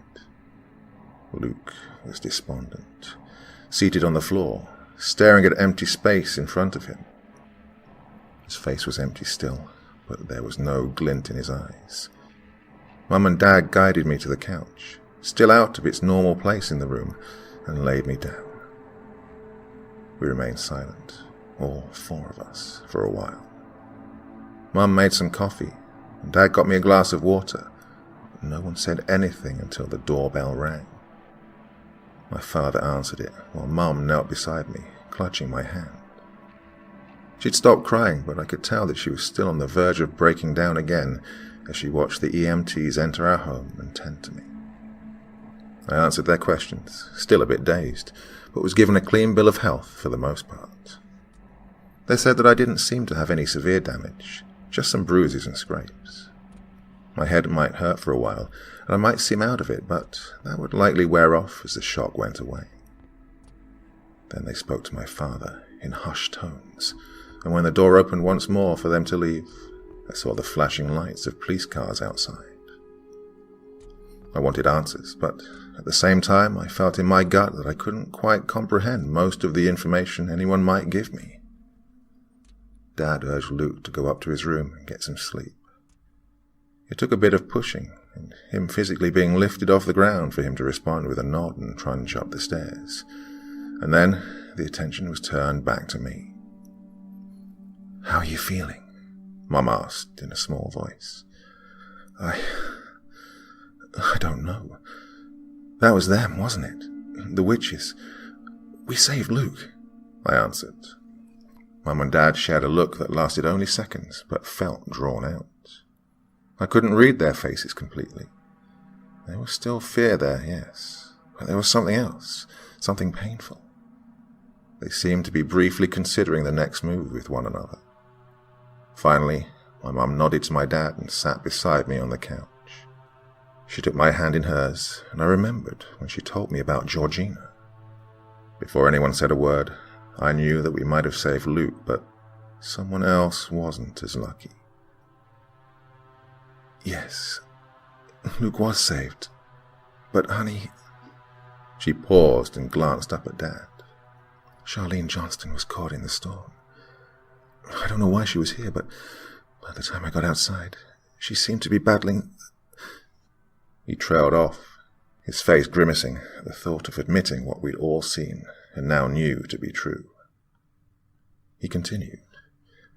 She was killed, but not before tossing this toward the gate and saying it was for you. He reached for a small book that I hadn't noticed on the floor and at one end of the couch. He hesitated for only a second, but then handed it to me. I took it gingerly and saw that it had a hard, blank cover. I opened it and saw lined pages with handwriting that I immediately recognized as Miss Johnston's.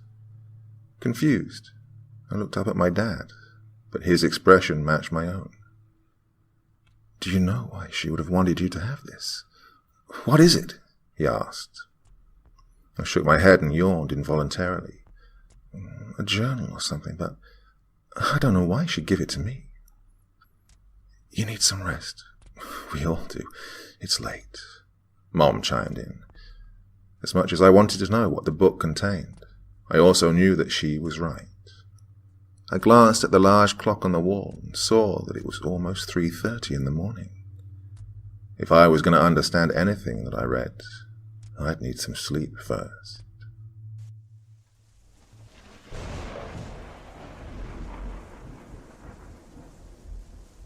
I spent most of Wednesday in bed. I slept a bit, but I think I tossed and turned and stared at the ceiling and the window more than anything else. At one point, I tried reading the journal that Miss Johnston had left, but I didn't get very far. The first page of the journal contained a short passage. It was the only thing written neatly. I knew the words already. Most people in our town did, but I still found myself reading it over several times.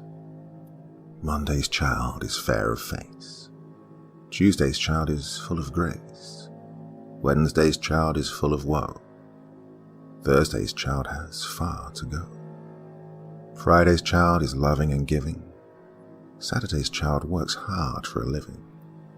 But the child born on the Sabbath day is bonny and blithe and good and gay. I thumbed the edge of the pages in the first half of the book, letting them flip quickly, and saw that the rest of the pages, although the majority were blank, were written hastily. It was easy to assume that Miss Johnston had done her best to write down everything she could in a very short amount of time. As I went back and stared at the first page, the one with the poem, I thought back to the previous afternoon.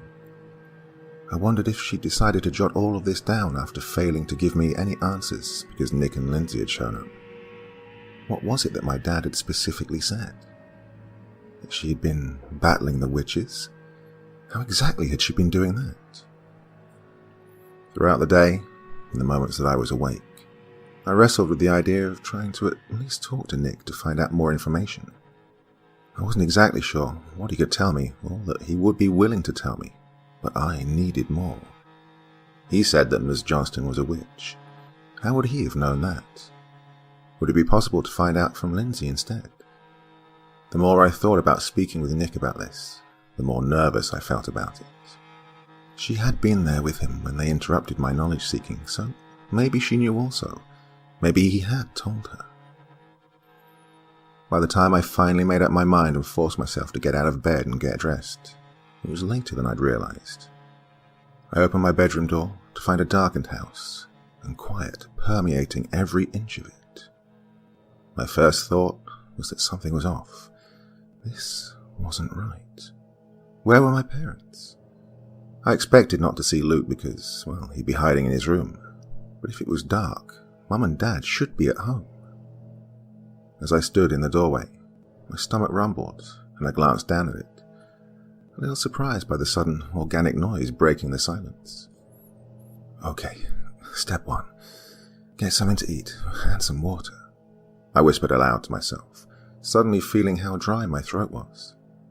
Step two. Fight evil witches that put some sort of darkness spell on the house. Oh, and find out where Mum and Dad are. I drew in a deep, determined breath, then let it out with a soft sound. Then I focused all of my energy and willpower on putting one foot in front of the other in the direction of the kitchen. I kept waiting for something or someone to jump out of the shadows, but none of that came. I was made to jump slightly when I saw a figure sitting in the kitchen. There were no lights on, and the soft glow coming into the room from the window revealed a person, shoulders slumped forward, bent against the table. I couldn't see any features, but the mere presence of this shape sent chills down my spine. What if they'd gotten inside somehow and killed my parents? I shook my head at the thought, and then countered my mental quandary with another. If they had gotten in, why was I left untouched? What if they hadn't left me untouched, and they were just waiting here to get me? They're dead, right? So what's a little extra time in the scheme of instilling fear into their victims, before tearing them apart, or drowning them, or torturing them, until the sun comes up? I reached to the wall beside me as I walked slowly through the open arch that separated the kitchen from the living room. Other than my searching hand, I froze when I didn't immediately feel the light switch. My fingertips felt around the smooth wall until they brushed the plastic, and, as quickly as I could, I turned on the lights to see who or what was in my house. I braced myself for something gory or terrifying, clenching my eyes shut for a moment and waiting for whatever it was to bolt up and attack me after I startled it with a change. Nothing happened. I opened one eye and then the other, immediately and spontaneously relieved, confused and embarrassed. It was Luke. "What in the hell, Luke?"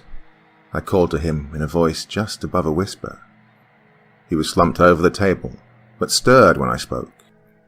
Slowly he lifted his head up and sat upright. I saw his shoulders shift as I heard him sigh deeply. I didn't wait for him to turn around. I moved quicker now and walked over to the table and stood beside it, in front of him. He looked up at me without a word. Where his eyes should have been white, they were bloodshot and dark rings hung in the skin just below each. His gaze was distant, and I got the impression that he saw me but wasn't really seeing me. It was sort of like when you're looking at something far off and notice someone or something approach you, but you're still focused on something in the distance. I placed my hand in front of his face and snapped. He didn't flinch or jump, but just calmly looked me in the eye. "You're up," he said in a hoarse voice. "Where are Mum and Dad?" I asked.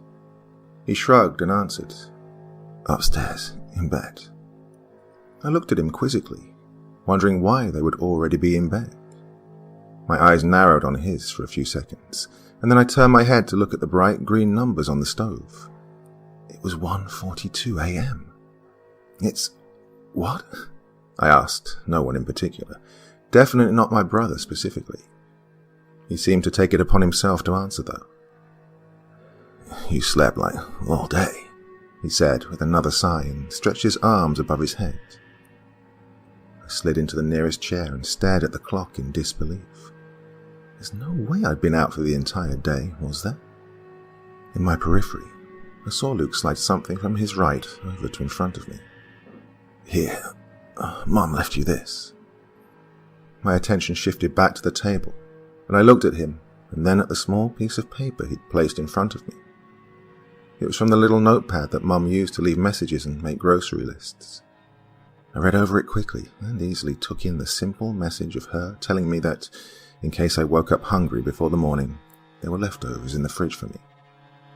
She'd hoped I was feeling better by the time I read it, and told me that she loved me. She really knew me well, and I couldn't help but crack a lopsided grin at the thought of her knowing my stomach would likely be my first concern upon getting up. A gentle but urgent knock on the back door pulled me from her sweet words into the present setting. Luke got up and opened it before I could do much to protest. His name was halfway out of my mouth when I heard another familiar voice. My panic subsided abruptly, and I watched Luke lead Nick and Lindsay into the kitchen and to the table. Luke returned to his seat, and our guests each took a seat in the empty chairs, Lindsay to my left and Nick across from me. We were all quiet for a few moments, and I absent-mindedly pushed the paper in front of me around. Without asking, Lindsay took the note and read it. For a brief handful of seconds, I was comforted by the gesture, proving that we were so close she didn't feel like she needed to ask. I realized then that I'd been worried about our friendship with what had happened the previous day, but perfectly on cue, my stomach growled again and her eyes shot from the paper she held to me. "You haven't eaten yet," she said. It was more of a statement than any type of question, and as I shook my head, she stood back up, pausing to tap the table with her finger. When Nick looked up at her, she gave him a forceful expression with both eyebrows raised and pointed to Luke and then me. I remember thinking that she looked so much like her mother in her silent command to him. He nodded solemnly at her, and she left the table to go to the refrigerator. I didn't even have to ask what she was doing. I knew she was getting the leftovers. If she had to shove them down my throat, she would, just to make sure I had eaten. That was just the type of person she was. Even from a young age, Lindsay was motherly and nurturing to everyone, no matter if they were younger or older than her. That was a trait that had actually gotten her into a handful of arguments and almost fistfights, if not for Nick looking out for her. When we weren't getting picked on ourselves, Lindsay would find ways to get in hot water with other kids by foiling their bullying or teasing of almost anyone else. Not only was she kind, but she was feisty as well, letting her mouth run away from her often, typically against people that I thought we should avoid. Nick cleared his throat and straightened his back, preparing himself for what he had to say. When he spoke, his tone was flat and unfeeling.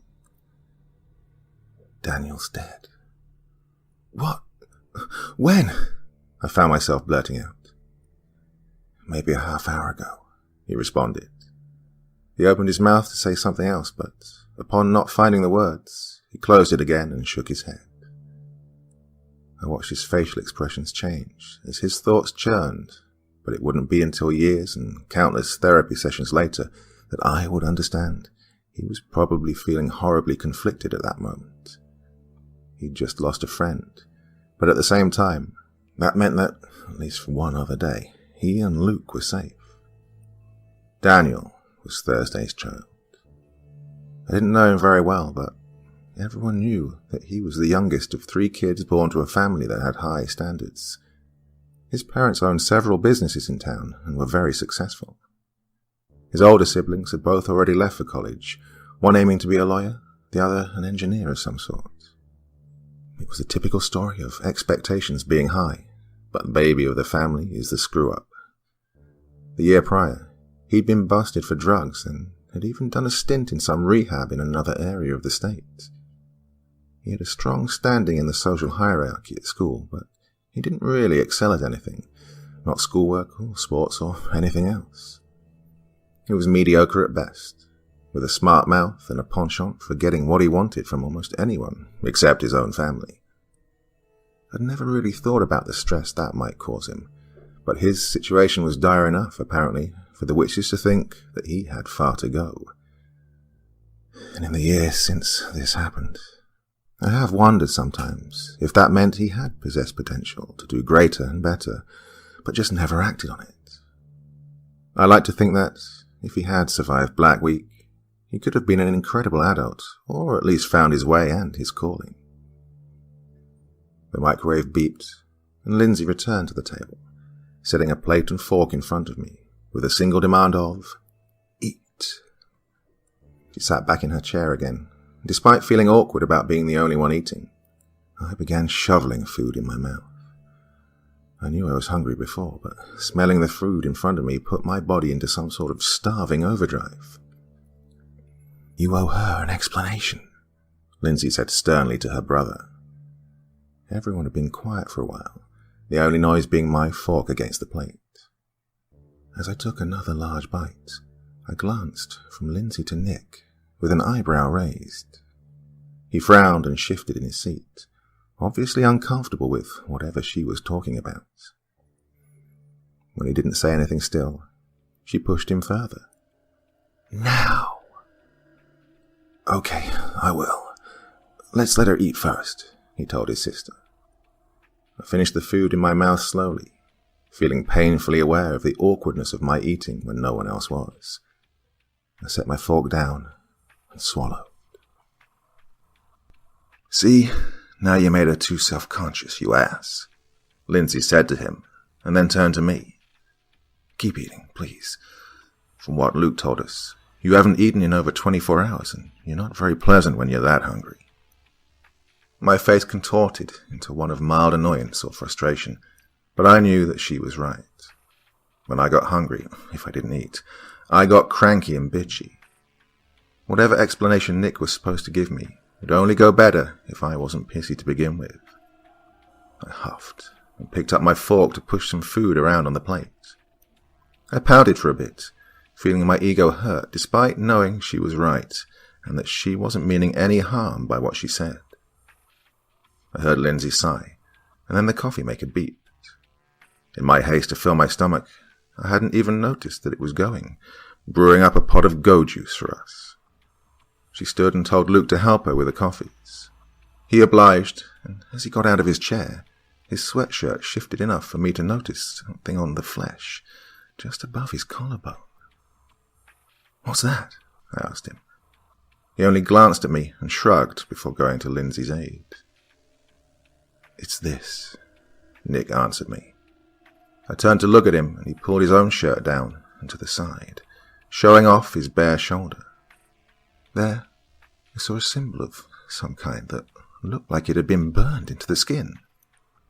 It wasn't in the same location as Luke's, but it appeared to be the same pattern from what I glanced at on my own brother. What is that? I asked, before finally putting more food in my mouth. It's a brand. Their brand, he answered with sadness. Their victims are always marked. I stared at him as he returned his shirt to its rightful place. I thought back to what I'd heard of Gina's death and how she'd been branded. It hadn't occurred to me to even try to find out if the others had been branded as well. How do you have it if you're still alive? I asked between bites. He shrugged. It just showed up. Wasn't there when I went to bed the other night, but when I woke up Monday morning, it had just appeared. Maybe it's how they pick their kills or something, or maybe it's just because we woke them up. I don't know. Lindsay and Luke returned to the table, setting steaming mugs in front of each of us, then seating themselves again. The police didn't really say, but so far everyone who's died had one. Daniel, Alma, Miss Johnston. Nick trailed off. And Gina? Didn't she have one? I mean, you found her naked, right? Not that it would have been a new thing, but I'm sure you noticed a new mark on her body. Luke spit out, his words dripping with a venom that took me by surprise. I looked over at him and saw that he was glaring daggers at his best friend. My mind blanked, and all I could think of was, what the hell? I've already said I'm sorry, Luke.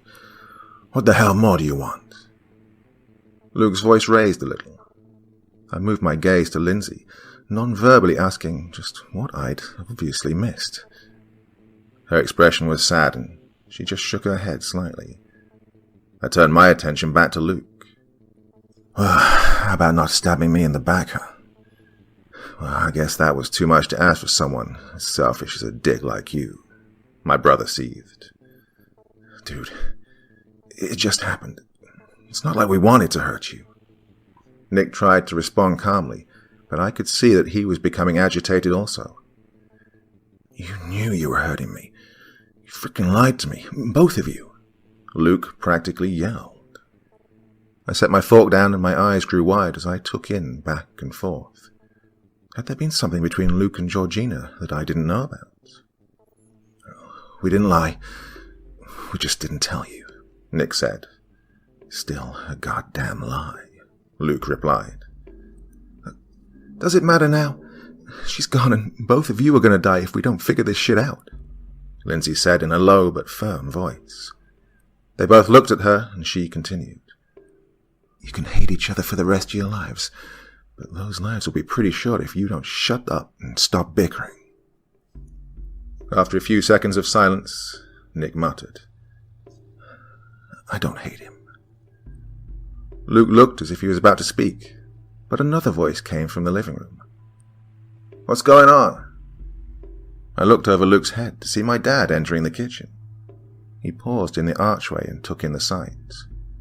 I shrugged, and Luke stared at the table in front of him. Sorry, Mr. Wood. We just found out that someone else... Nick trailed off again, looking at my dad. His face softened, and he nodded. It's fine, kids. I'd rather know you're all safe. Nick, Lindsay, do your parents know that you're here? He asked them.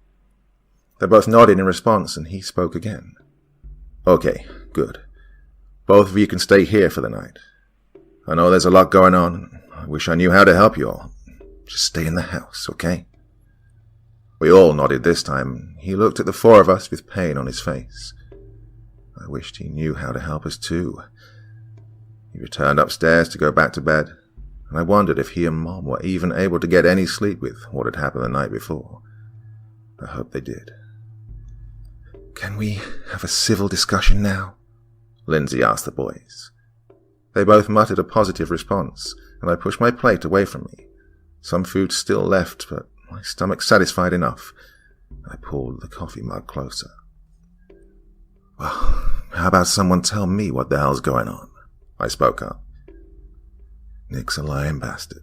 That's what's going on, Luke murmured. Luke, Lindsay reprimanded him. He gave her a sheepish look and slouched further into his chair. Nick looked hurt and guilty, but finally started giving me some insight. Lindsay already told you what we did, and obviously the legend is true. Our friends are dying. Miss Johnston wasn't your friend. In fact, you were kind of rude the other day to her, I said, feeling my own anger at him trying to service. I took a sip of coffee, in an attempt to swallow it and my own frustration at him down. I didn't know, he whispered, his eyes focused on his own mug held in both of his hands. He sighed and looked back at me. I found out she was a witch, and I thought she was evil. Evil? Miss Johnston? Really? I asked. He nodded. Well, the ghosts were witches, and she was, so yeah. He saw her going into the forest the other day at lunch, so that's why he got the car without telling me, Lindsay interjected. I went there to where I'd seen her enter, and I drove down this little road until it ended. She wasn't there anymore, but I saw a bunch of weird things hanging from the trees. I walked around a while until I found a clearing and the little cottage she took you to. Kind of broke in and saw a bunch of books that had spells and shit in them. Oh, and herbs and stuff scattered around. I wasn't sure it had anything to do with Miss Johnston at first, but one of the books on the table had her name on the inside cover. I looked through it a little. It was easy to tell they were spells and, well, information on things to use, Nick explained.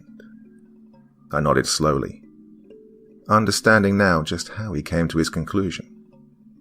Ever since my father told me she'd been battling the dead witches, I felt like I knew she was a witch herself, but I could never have believed she was evil. But she was a good witch, I said, without really thinking first. I guess. But aren't all witches bad? I mean, they worship Satan and kill animals and shit, Nick said. Oh, God, Nick, Lindsay said. This isn't the Salem witch trials anymore. Witches aren't devil worshippers. I told you already, witchcraft itself isn't evil. They don't all kill animals. As far as we know, even the ghosts didn't kill animals unless they needed food.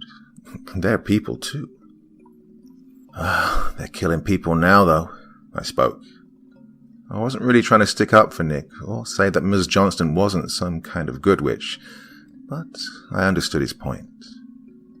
Until Ms. Johnston. I would have thought all witches were bad, and creatures of darkness and death. I mean, it made more sense to me, even in The Wizard of Oz, that the Wicked Witch of the West could be more real than Glenda the Good Witch. They were also murdered themselves. Lindsay's response came, with a bit of attitude towards me. I nodded and took another drink of coffee, the still hot liquid stinging my tongue from the amount I let wash over it. We talked some more about what had been happening, although I didn't get the full story as to why the boys weren't getting along until after Luke went back to his bedroom. Because of the bad blood between them, I offered for Nick to sleep on the couch or on the floor in my bedroom. He opted for the floor, saying he'd rather be closer to protect us, just in case, but I wondered if he also didn't want to be all alone. It was almost 4 a.m. by the time I led him and Lindsay to my room. He waited in the hall for Lindsay and me to dress in something more sleep-friendly. I'm not sure how long it took them to fall asleep, but I passed out quickly somehow. Despite spending most of the day in bed, I still felt exhausted and suspected I hadn't actually gotten much rest before. When I woke up later, the sun was shining through the window, and Lindsay was still passed out beside me in the bed. I quietly and carefully got up and left the room, shutting the door so as to not wake her up. I found Nick in the kitchen, sitting in the same chair he'd been sitting in before. He had a glass of water and the book Ms. Johnston had left for me in front of him. "Excuse me?" I asked, sarcastically, feeling as if my privacy had been invaded. Nick looked up at me and quickly spoke. "Oh, I'm sorry. I couldn't sleep much for a while and was looking for something to read or do. I found this and I was curious. Have you read through this yet? I slid into the chair nearest to him. No, just the first page with a poem. I think she wrote this specifically for you. She talks about the legend and even references some books by title. In one part she says that you can find answers and help at her cottage and here. He moved the book in front of me and flipped to the back cover. She even left this. I stared at what he was showing me, not understanding how I'd missed it before. It was a key, taped inside the cover, with the words, "Use it," written above. I looked at Nick with wide eyes, unsure of what to say. Want something to drink? He asked, before I could process my own thoughts. Yeah, I answered, looking back down and using my fingernails to carefully lift the tape and pull the key loose. As he stood up and went to get another glass, I added, Hey, shouldn't I be the one getting you stuff? He let out a small laugh, and I stood up, setting the key on the table before joining him deeper in the kitchen. I took a pitcher of iced tea out of the fridge and poured some into the glass he'd set on the counter. Want some? I asked. He nodded and retrieved his glass from the table, then dumped the water in it into the sink and set it next to mine. I paused before pouring any and took the opportunity to ask, What's going on with you and Luke? The tiny amount of joy that he'd been holding fell, and I could have almost heard it shatter. I felt bad for bringing it up, but I still wanted answers, and with him alone, I felt like this was the best chance I would get. I poured his tea and set the pitcher on the counter. He picked up his glass and nodded his head toward the table. I followed suit, and we returned to sit. Look, Luke really liked, he corrected himself, Gina. This past summer, though, Gina and I started having feelings for each other. We knew that Luke would be upset, so we didn't say anything to him. But Lindsay even knew that you all were almost dating or whatever, I said. Yeah, but no one else really did. If anyone ever suspected anything, we just laughed it off and claimed that all three of us were close.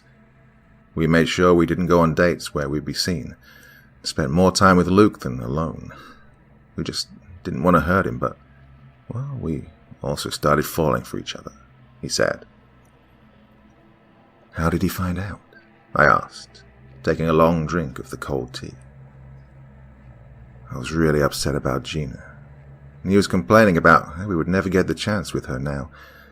And well, I snapped at some point and said something about how she was my girlfriend and it was more of a loss to me than to him, Nick said.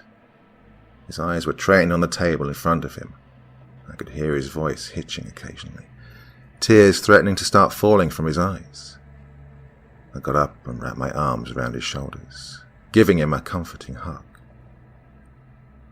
Moving in on my sister now, too? Luke's voice came from the doorway, and I stood up in an instant. You know what, Luke? Shut the fuck up. I've had enough of your shit. Just get over yourself. I spat at him. Immediately after the words left my mouth, I was surprised at myself and felt a small pang of guilt for being so harsh. Luke glared at me for a long moment and then walked away.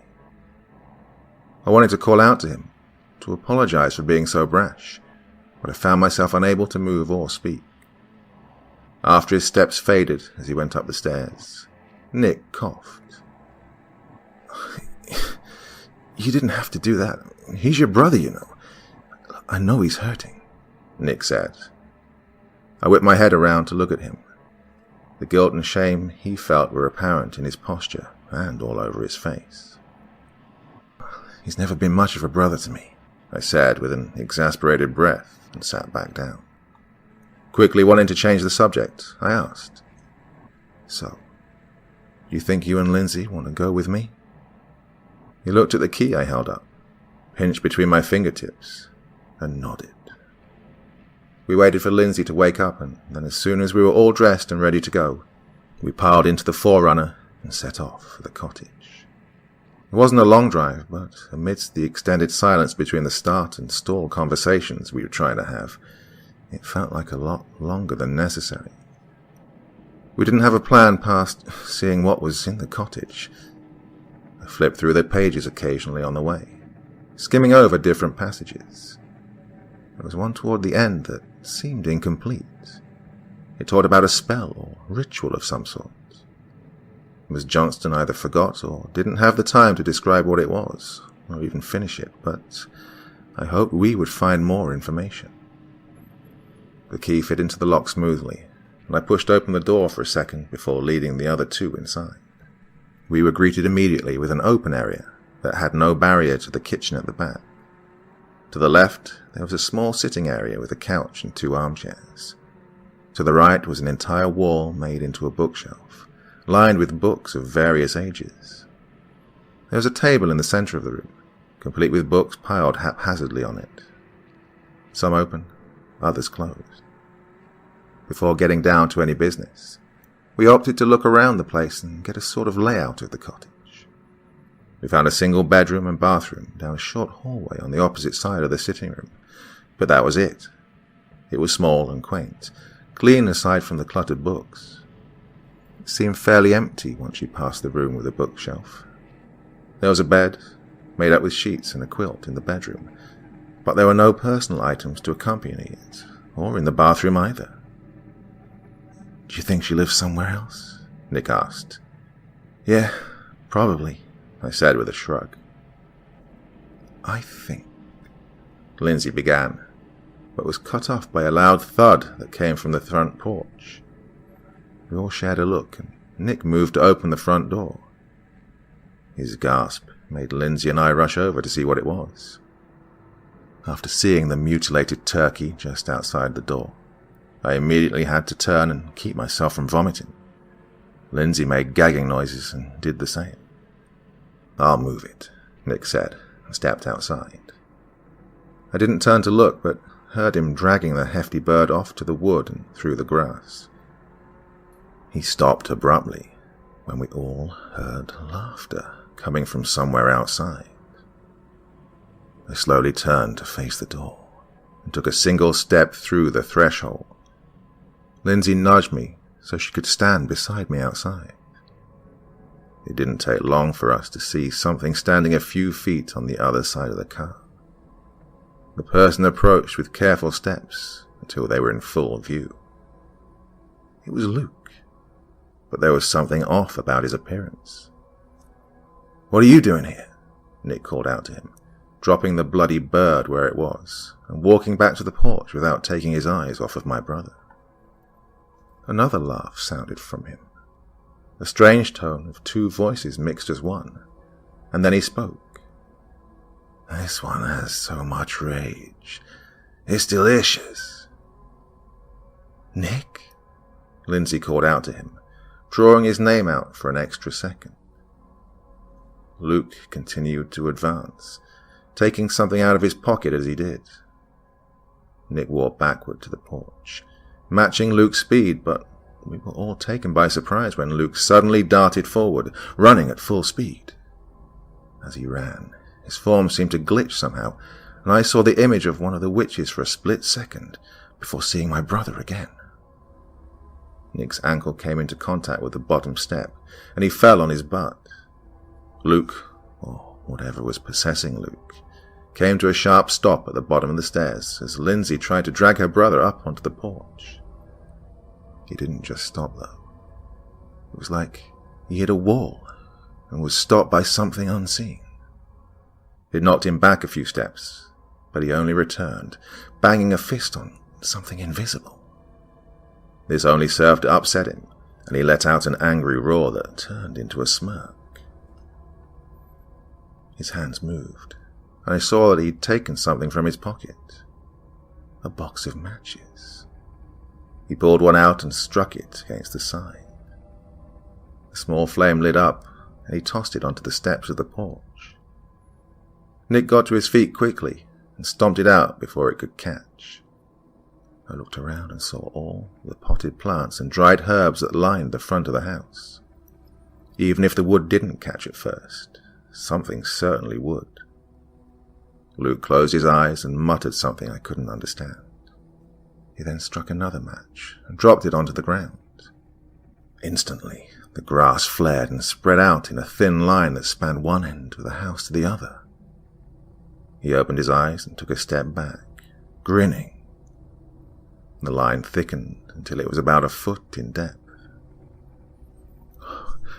"We have to find a way to stop them," Lindsay said frantically as she started coughing. I watched as she fell to her knees, acting like the breath had been knocked out of her. Her body shook as she continued to cough and sputter. I couldn't understand what was happening. There wasn't much smoke coming toward us, and Nick was closer to the fire in the yard than she was. He rushed to her side and beckoned me to help with his eyes. I nodded to him, and we all but dragged her back into the cottage and onto the couch. Her choking coughs calmed a bit, and she took gulping breaths. "Go find something," Nick urged me. "Like what?" I answered, freaked out over what was happening. "I don't know, just something. Until Luke leaves, I don't think we can," he answered. "Right, okay," I said, and set myself to work, looking through the books Miss Johnston had lying on the table.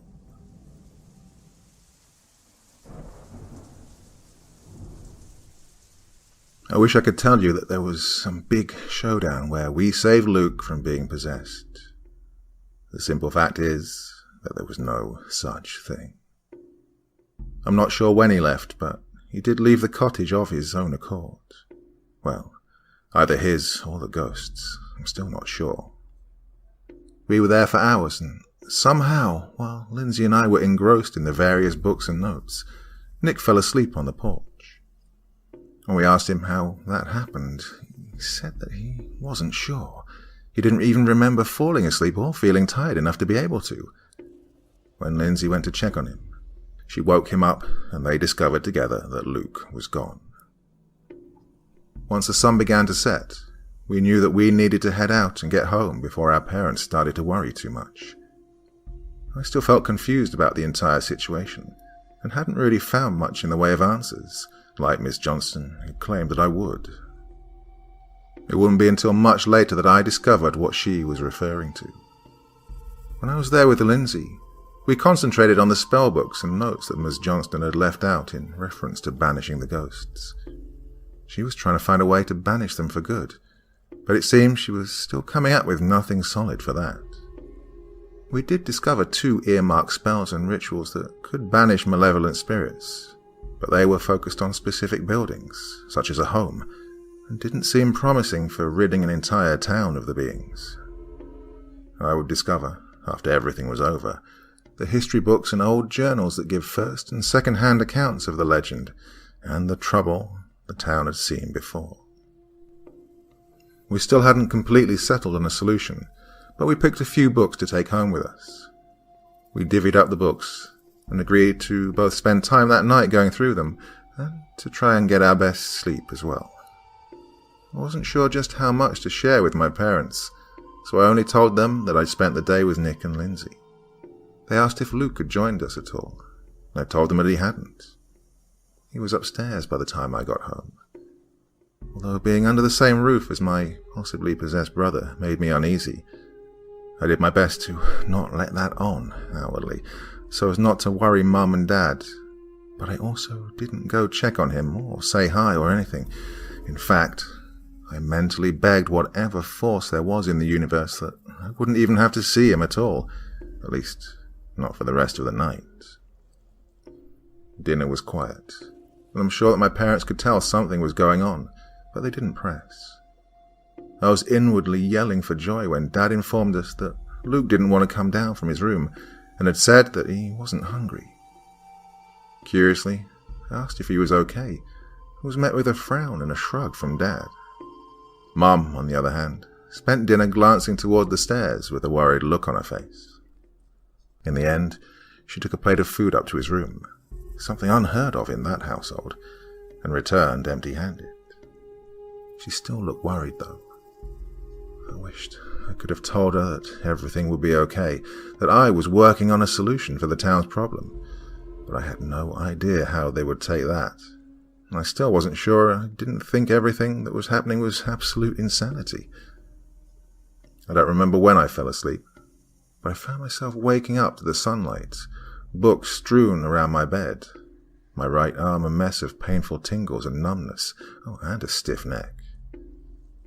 As I walked to the bathroom and prepared to get in the shower, I hoped it was all worth it.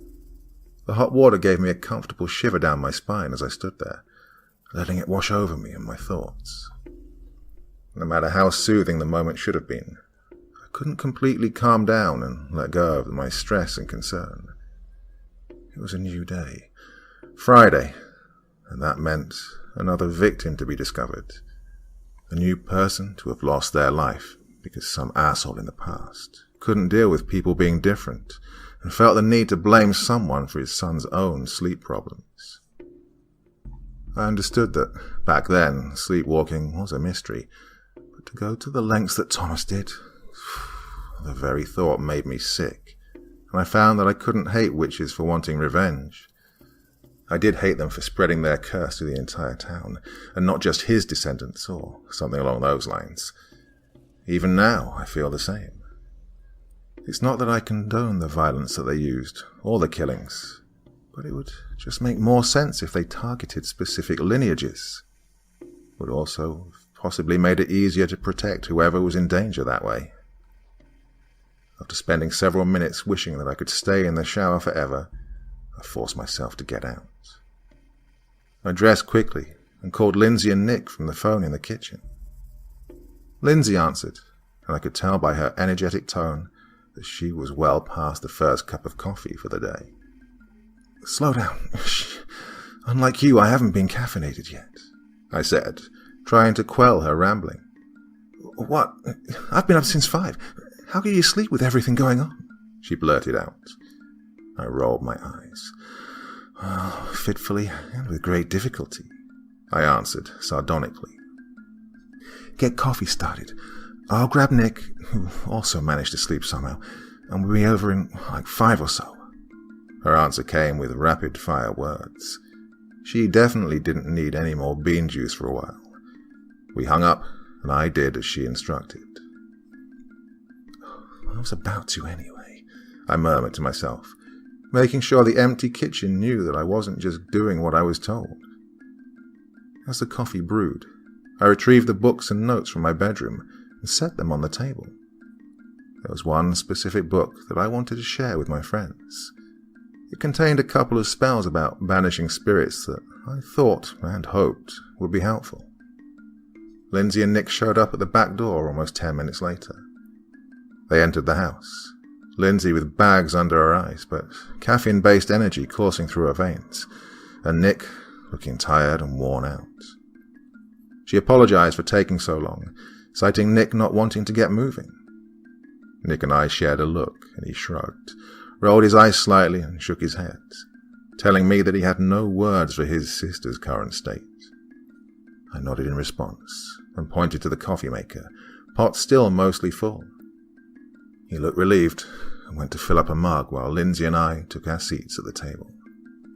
"Oh, hey, get me some of that too," Lindsay called to him. "No, you have any more and you might explode." "Wait a bit first, Energizer Bunny," I told her. She harumphed and frowned at me, but didn't push it. At least there was one tiny battle that I'd just won. Once Nick joined us, we began going over the different information and spells that we'd uncovered. We also began to talk about an actual plan, and were so enthralled in our conversation that none of us heard the footsteps coming down the stairs or toward the kitchen. "What's going on?" Luke's voice came as a shock, and I almost fell out of my seat. Actually, I did kind of fall out of my seat, but it was a horribly awkward and ungraceful set of movements that crossed tumbling from my position and moving quickly to get further away from my own brother. I'd been the closest one to the doorway, and therefore Luke, and my first instinct was to get the hell away.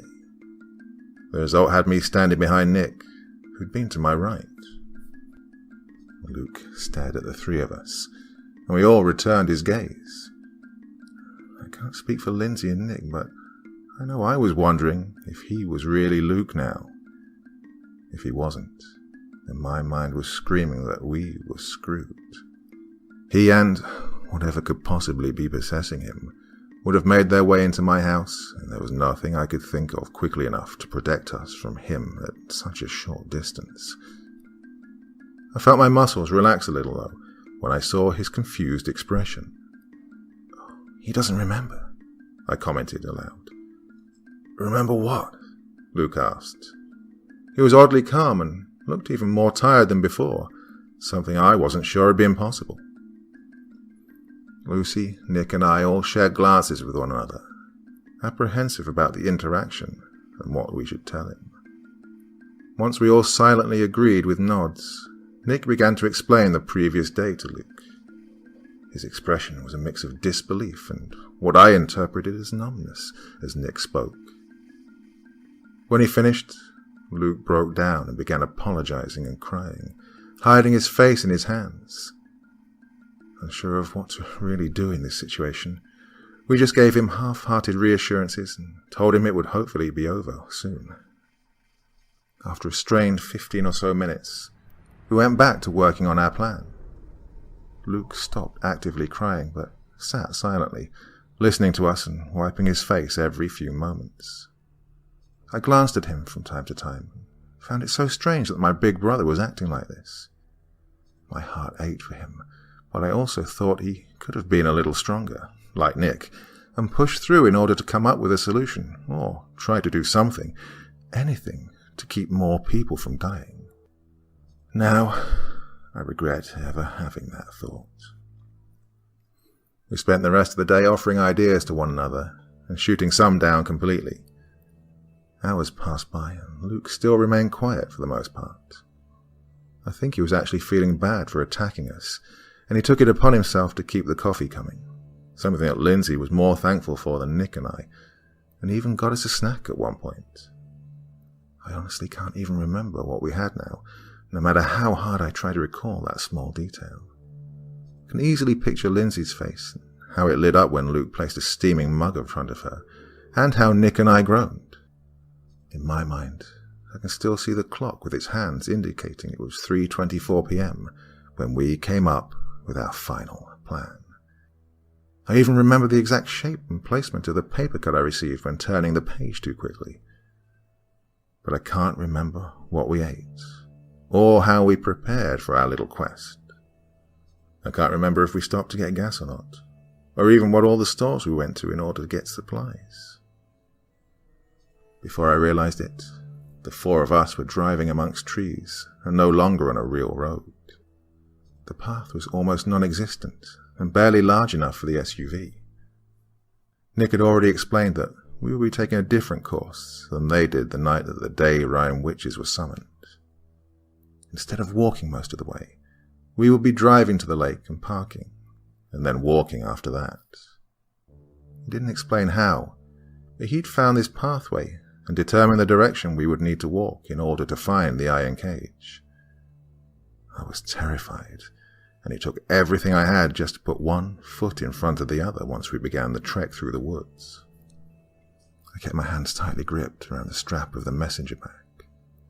Nick and Luke each carried a small potted pine sapling, and Lindsay clutched 2 bottles of spring water, a white candle, and a lighter that, for some reason, she felt the need to hold instead of leave tucked in the bag. When the iron fencing came into view, I think my heart stopped for a second or two.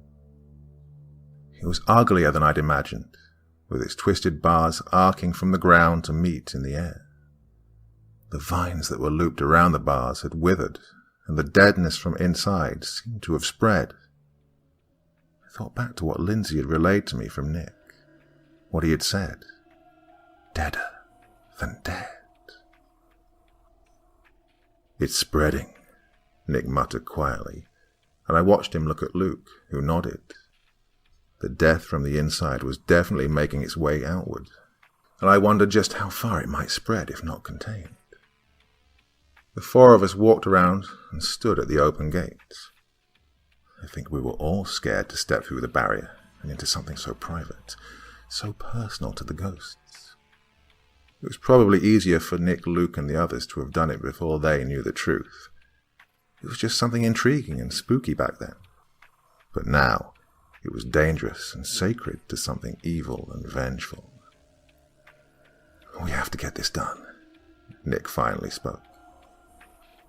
"I don't want to go back in there," Luke said in a small voice. It reminded me of when we were children, and he'd got scared of the funhouse at a carnival. I hadn't been afraid, and found the Hall of Mirrors, the random blast of air, or the room with the floors that shifted as you walked. I found it all absolutely fascinating and fun. I suppose that even back then, I was a little braver than my older brother. Sometimes I still wonder if I should have been born first and looked after him, instead of wanting him to look after me. "The girls will. You're going to help me with the trees," Nick answered. He and Lindsay shared a look, and Linz gave him a determined nod. I followed her silently inside. Just as had been described before, all sound ceased once we were inside. It was, for lack of a better term, as silent as the grave. I didn't take more than a few seconds to glance around before I took the water bottles from Lindsay and handed her the small packets of poppy seeds from my bag. She tucked them under her arm and then walked to the headstone. The large white candle was set on top of the stone, and then she lit it without a word. We watched with bated breath as the flame flickered a few times, threatening to go out in a wind that we couldn't feel, but then steadied itself and stayed lit. She stood next to me and opened the packets of seeds. I then handed her my bag and one of the bottles of water. She slung the strap over one shoulder, and we looked into each other's eyes as we both took a deep inhale. My footsteps made no sound as I approached the graves and opened the bottle. There wasn't even a sound from the plastic seal being broken. It unnerved me, but I pushed my brain to focus on the task at hand. I began to pour the water over the ground, and once the first bottle was empty, I dropped it down and turned to Lindsay. She tossed me the second bottle, and I cracked it open, again soundlessly, and began to continue saturating the dirt, this time while speaking the words I'd memorized only a few hours before. "I forgive you. Don't harm me. Don't haunt me. I was suddenly cut off by my breath being knocked out of me. I stumbled backward and fell hard on my butt. "Cecily!" Lindsay yelled. Her voice was muffled, as if she was far away. Laughter began. A laughter that I recognized as being multiple dead voices. "The seeds!" I yelled back, hoping she heard me. Something invisible knocked into me again, and I felt myself struggling to catch my breath. I fought to stand up. It felt like a thick blanket was tangled around me, soaked and heavy and bearing down on me. It was one of the strangest sensations I've ever felt, like cold was penetrating every part of my being, all while the very gravity surrounding me was intensifying. As I pushed through the force, I saw her begin to spread the seeds over the entire caged area. I saw our brothers just outside the gates, which had somehow swung closed without a sound. They were trying to open it back up, but failing. I caught Nick's eye for a second before his attention was torn to his sister. I followed his gaze and saw her being lifted into the air. In an instant, the ghosts flickered into being, revealing themselves to us. 5 of them stood around Lindsay, holding their arms above their heads, keeping her off the ground. 2 more on me, a ghastly sight that would have stolen my breath if I'd still been able to breathe. Each had a hand thrust into my chest, their forearms vanishing into my body. I felt a squeeze, and then a sharp pain from the inside. I knew that their fists were clenched around my lungs. They released me, and I fell to my knees, gasping for the air that I so desperately needed. It stung in my chest and hurt, all while bringing life back to me. Lindsay screamed. She screamed, and I couldn't move. They spun her slowly in the air, low enough for their hands to reach. They cut into her with the remaining black and sharpened nails on their fingers. I think I screamed too. And then all I knew was pain. It was blinding, causing bright flashes in my eyes as my face collided with the ground. Dirt ground against my teeth and into my open mouth. Sharp jolts shot like lightning through my ribcage.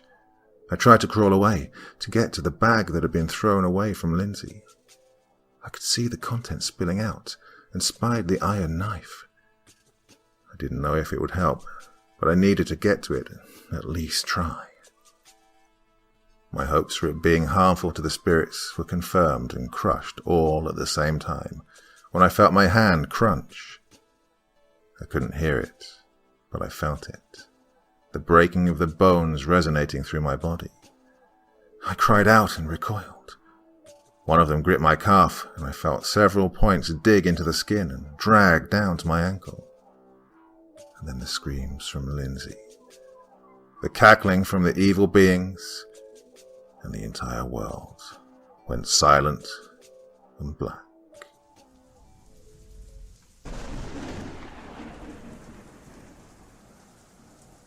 Sometimes I still find myself wishing that I'd never woken up after passing out. I was screaming and gasping for breath when I awoke. Whether it was residual from the moment I lost consciousness, or from a dream, I don't know. I was confused at that moment.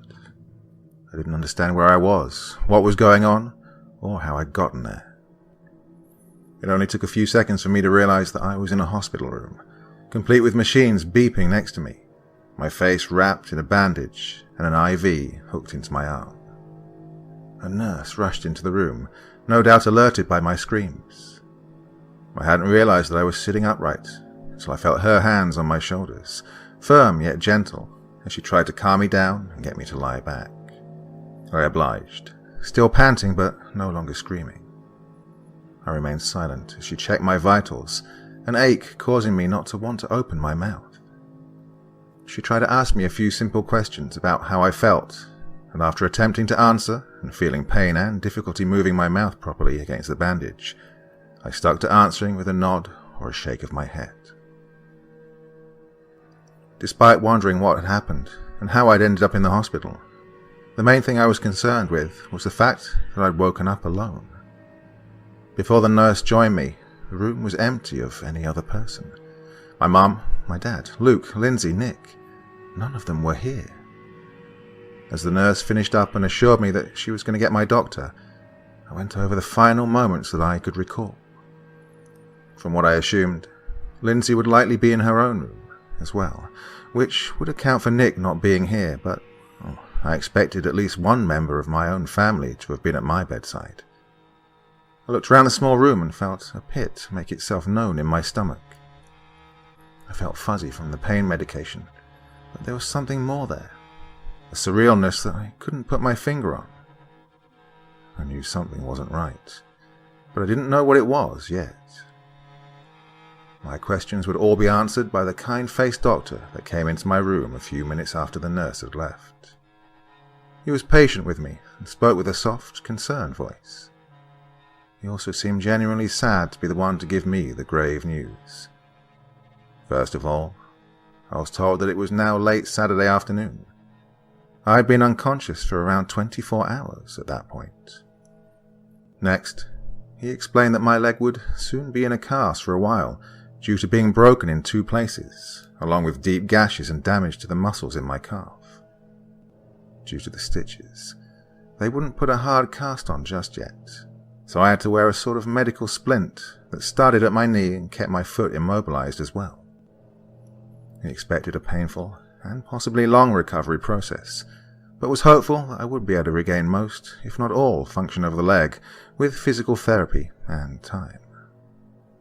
I ended up also losing my pinky finger on the hand that the witch had crushed, as well as having a cast from my knuckles to above my elbow.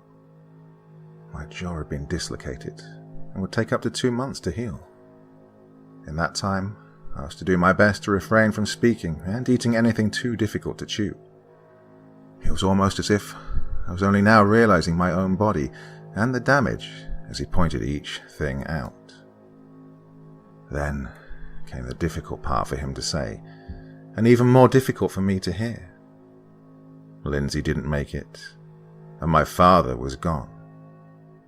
The instant I heard about my father, all noise dulled, and I felt my entire body go numb.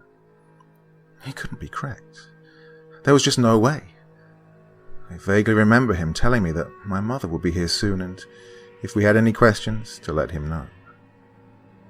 In the time I was alone, I kept going over every possible reason as to why the doctor would have been wrong. I couldn't believe it, nor did I want to. It just couldn't be that simple. He couldn't be gone. There was just absolutely no way he was right. It was my dad. My mother could have messy days, just like anyone else, but she never looked as disheveled as I saw her that day. When she entered the room, it was obvious that she'd been crying. She looked more than just tired. She looked completely beat down, exhausted and broken. Just seeing her like that confirmed what the doctor had told me. I didn't even have to ask. She slid her hand in mine and I closed my eyes tight while they welled up with hot tears. "My baby," she whispered to me.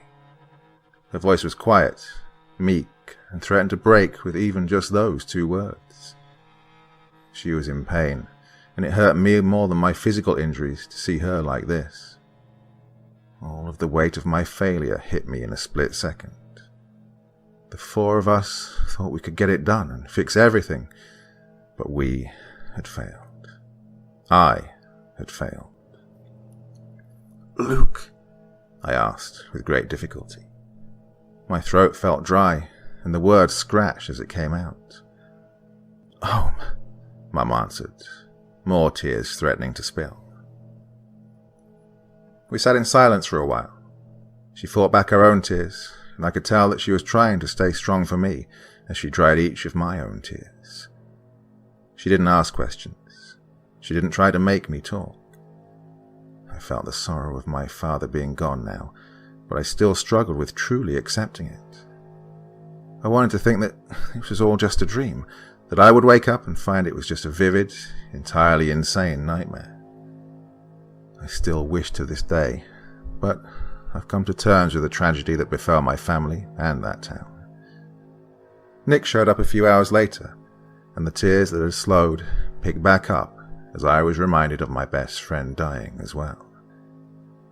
Mom left us alone for a while, saying she was going to go home and check on Luke. She promised to be back soon for my discharge. I'd already undergone the minor surgery needed, and aside from aftercare, there was nothing left for the hospital to do. I wanted to go home, and my mum wanted me home. The doctor didn't even fight it, and agreed to discharge me.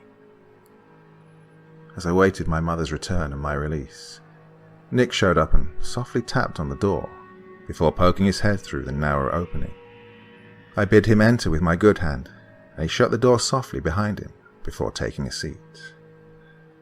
I started, but he held his hand up to stop me. He nodded. "I know. I am too. How are you feeling?" "Hurt," I managed to get out. Even with the medicine in my system, it still ached to try and speak. Before he said anything else, I pointed to my jaw and the bandage around my head. Without a word, he pulled a pen and notebook from the messenger bag that I hadn't noticed he was wearing. It was my messenger bag, the one that we'd packed full of magical help and taken with us to the gravesite. He stood and gently placed the notebook, open to a blank page, on my lap, and held the pen to my good hand. For the first time that day, I felt thankful for something. The fact that it had been my left hand that was royally torn up. I wasn't sure why I hadn't thought of this before either. "Have they told you about Lindsay?" he asked. I didn't need the aides to answer this. I nodded to him. "Have you talked to Luke?" He posed another question. I shook my head and scribbled, "At home," on the paper, and held it so he could see. "I messed up, see. I thought you two would be safe," he said, beginning to sniffle. I gave him a confused look. He then explained. Luke and I were the ones they should have been after still. I didn't think you or Lindsay would be in too much danger with us there. I don't think you heard what they said about Lindsay. I shook my head again. When he didn't respond, I wrote. What did they say? He took in a deep, ragged breath and waited a few seconds, and then spoke. They said she was the perfect Friday's child. He brought their chosen one right to them. Our eyes met and we stared into each other's for a moment. For about a minute, we were the only ones in this strange world.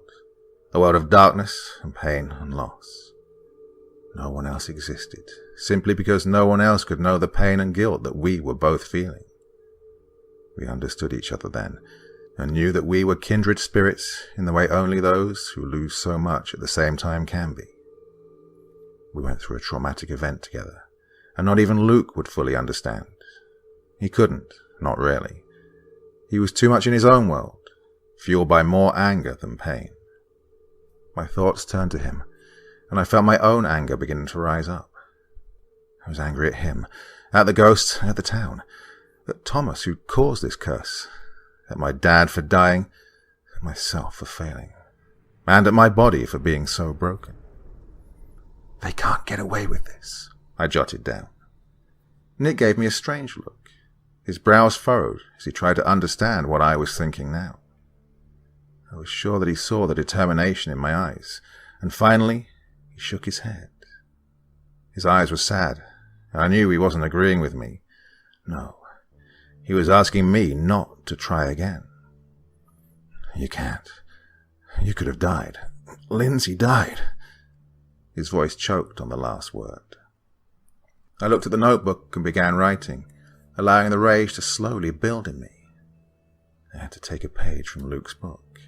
I had to get angry. This was the only way I would get through this and end it.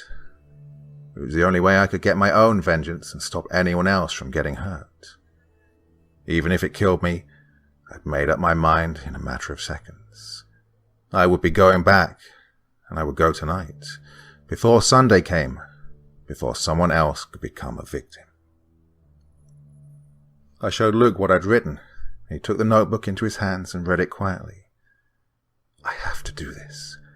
I can't let anyone's death be meaningless, not from this. I saw some preventative measures, and I'll go alone this time.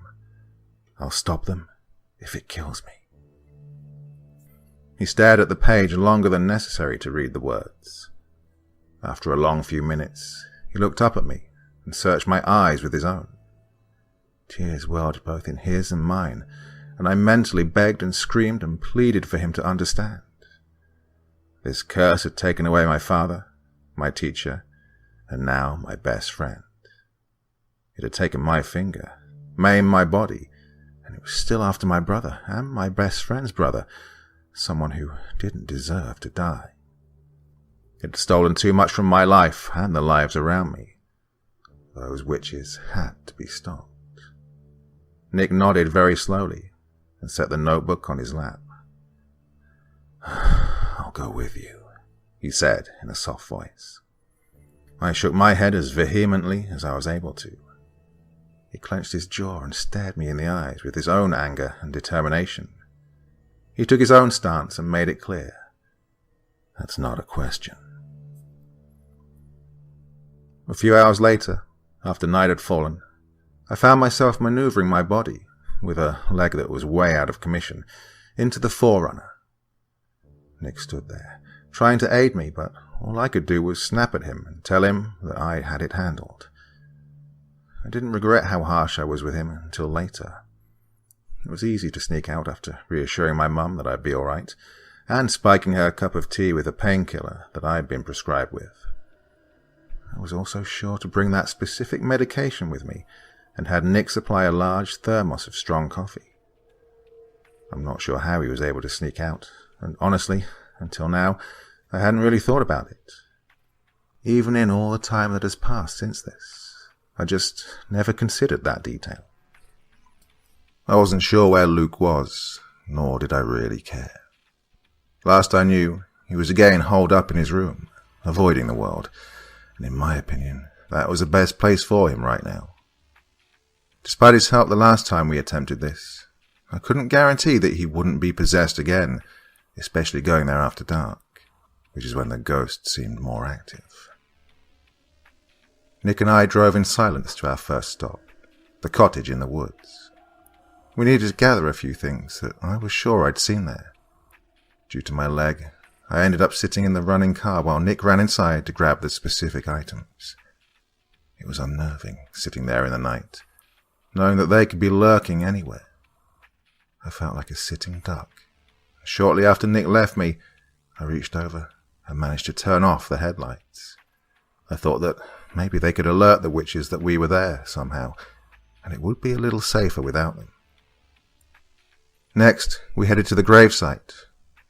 When we'd gone there before, we'd chosen to bring 2 bottles of store-bought spring water with us. This time, however, Nick had prepared for this part of the ritual by finding a real spring and filling up 3-gallon jugs with the water. As we approached our destination, I went through the items he'd retrieved from Miss Johnston's cottage. There was fennel, 2 more white candles, a book of matches, some sticks of incense, and 2 amulets to be worn around each of our necks. The one I gave Nick to wear was what I now know is called a hamsa. It was a metal figure of a hand with an intricate design and an eye with a blue stone carved into the palm. The one I chose for myself was much simpler, and I felt drawn to it. It was a hollow, upside-down triangle with a purple stone placed in the center, affixed to each of the 3 sides. "Pretty," Nick said when I put mine on and positioned it over my clothes to sit against my chest. I glanced at him and wanted to answer with a smile, but found myself unable to do so. Instead, I gave him a small nod.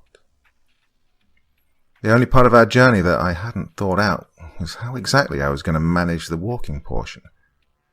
I'd been so concerned with finding and thinking of preventative measures in order to complete the ritual this time that my inability to use my right leg had been completely overlooked.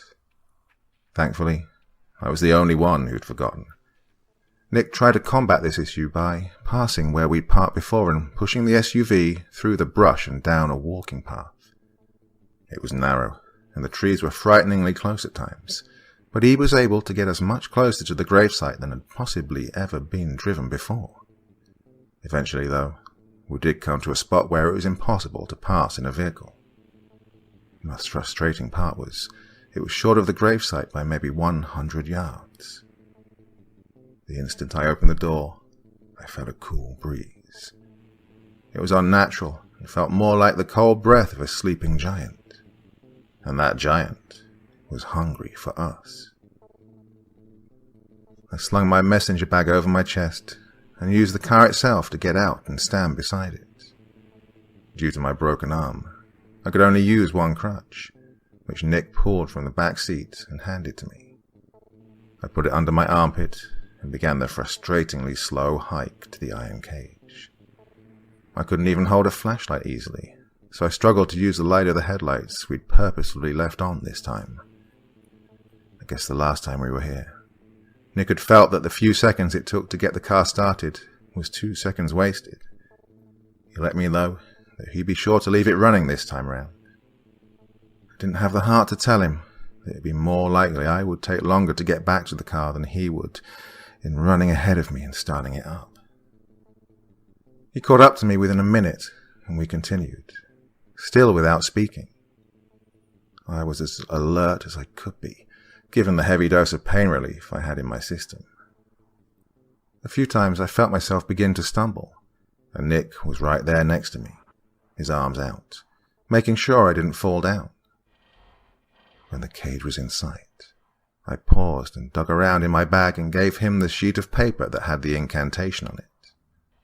Due to my inability to speak very well, we'd agreed that he would be the one to say it. He shifted the duffel bag full of water jugs up onto his shoulder and took the page, reading it over in his mind by the light of his flashlight. Just a few more yards, and we would begin. this time starting before we were inside. As he shone his light over our path, I caught a glimpse of the unfinished holes and small pine saplings that lie near the gate. It felt like my heart stopped for a moment, as I saw the scene that we had left and remembered that such a short time ago we'd been here with our siblings, one of which was gone forever now. Are you ready? I'll start with the water here, just for good measure, if you want to start with the seeds, Nick said in a low voice. Yeah, I managed to whisper back. I stopped for a moment in order to retrieve the newly stocked supply of poppy seeds Nick had picked up. The air grew still and somehow chilled me more to the bone than the breeze had. I transferred the loose seeds from the packet into my broken hand. It was acting more like a cup than a fist, and I carefully prepared myself to move my shoulder in order to gently spill the seeds as we continued walking. I gave him a nod, and he began the incantation that I hadn't been able to finish before. We forgive you, he began. I tried to feel the words as he spoke them, tried to find something in my heart to forgive. I was too angry, though, and my heart just couldn't agree. I kept my thoughts to myself as he kept speaking. Don't harm us. Don't haunt us. They behaved badly towards you, and Thomas is the one who murdered you. Please forgive us. We forgive you. As he repeated the entire thing a second time, we arrived at the gate. The second Nick was close to it, a hand shot out from between the bars and grabbed his shirt, pulling him in close. He winced, but kept speaking the spell, all the while looking the dead witch in the eye. You returned, you fools, another of them spoke, materializing with his words. I looked at the older, rotting man with hatred burning inside of me. Let him go, I attempted to demand. The bandage around my head and the healing jaw made it difficult to sound very strong. They laughed in unison, the remaining 5 coming into view. The once beautiful young woman, no doubt the original Monday's child, was the one grasping Nick. She gasped and dropped her hold, recoiling as if something had struck her. I saw a faint blue glow and immediately understood that she had come into contact with his amulet by the way she held her hand. After only a second, she lashed out once more, snarling like an animal. She lunged and made to grab for his head. My eyes shut tight, and I begged for her not to be able to touch him. What is this? I heard a booming voice echo around us. I opened my eyes to see the maiden on the ground, seemingly not back. A soft blue aura enveloped Nick's entire body, and he was looking down at his own glowing hands. His head turned, and he shot me a look. You will not touch us. We only wish to help you and this town, I spoke. Pain shot through my face, and tears began to well up. I didn't want to help them. It was a lie. I just wanted to be rid of them. I wanted them to burn in hell. You lie. A voice came from behind us. It was a familiar voice, an unexpected voice, a voice that would have brought me to my knees if I hadn't been propped up with a crutch. I felt my hand fall and the seeds tumbled out into a heap on the ground. No. Nick's word came as a faraway whisper. Quiet filled my ears, and my breath stopped. I slowly shifted my weight and did my best to turn around and see who had spoken. I didn't want it to be true. I wanted it to be a cruel trick from the witches. I wanted to believe it wasn't possible, that it was too soon, too insane, just something, anything but who it really was. Although my wish for Nick to be unharmed somehow worked, my wish for it not to be Lindsay failed. She stood there, a similar visage to the cursed ghosts, with wounds that still appeared to be seeping blood, bones that bent at odd angles, and a face twisted with anger. You let them kill me, she said. The ghastly echo of her voice matched that of the other ghosts, and it broke my heart. No, we tried to stop them, Nick exclaimed, now turned to face her. I couldn't see the tears, but I could hear the pain and the crying in his voice. Not you, dear brother. Her. She stretched out her arm and pointed at me. I tried, I choked out. You should have known what would happen. You were the one in there. You didn't complete the spell. You were the reason I died, you selfish bitch, she spat. My broken heart sank deeper, shattering more with every faint beat. I was there too, Nick yelled at her. Now, when I think back on that moment, I can be so grateful that he stuck up for me. But then, all I felt was numb. You tried. You were outside. She was inside with me, my dead best friend said. Her arm dropped back down to her side, and she tilted her head. I'm so sorry, I said, between tears. Her arrival had stolen all of the anger and rage and hatred from me, replacing it with sorrow, heartache, and pain. The ghost behind us must have decided to take advantage of the situation, and us being distracted. I felt hands grab me from behind and grip me tightly. They were on my shoulders, my arms, my legs, my waist, and my head. Agony ripped through me, and I didn't see Nick dart over to me. A warmth began to spread over my body slowly as he wrapped his arms around me as best he could. The witches let go for a moment, and he held me tighter, his protective glow seeping into my body and trying to protect me as well. Through all of this, he somehow managed to get us turned around so that his back was to the ghosts and mine was to Lindsay.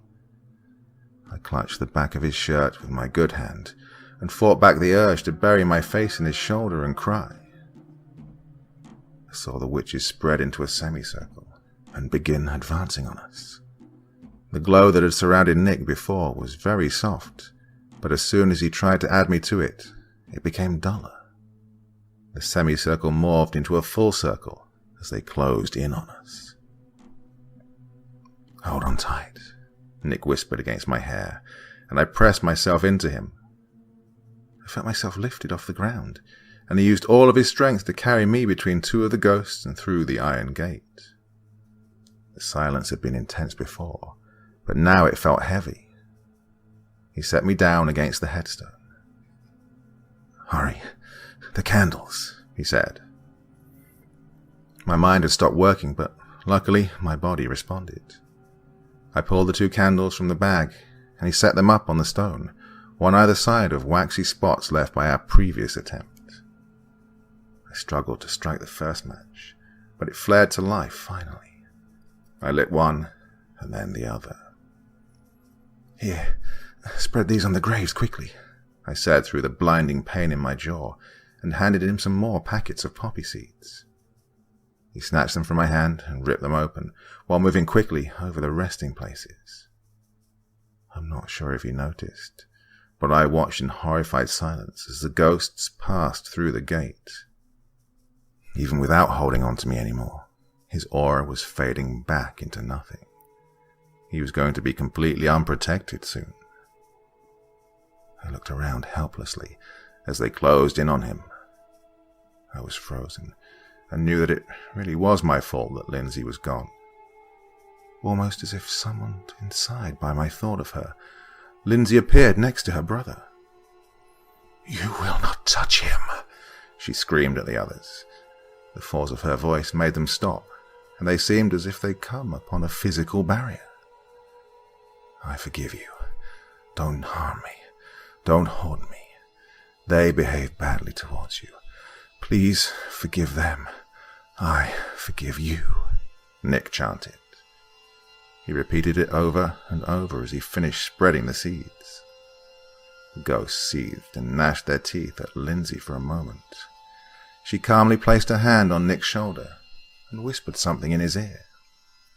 He ran for the entrance, and I looked on at everything as he moved out of sight into the darkness. Losing their first choice, the witches turned their attention to me. "What about her?" one of them asked.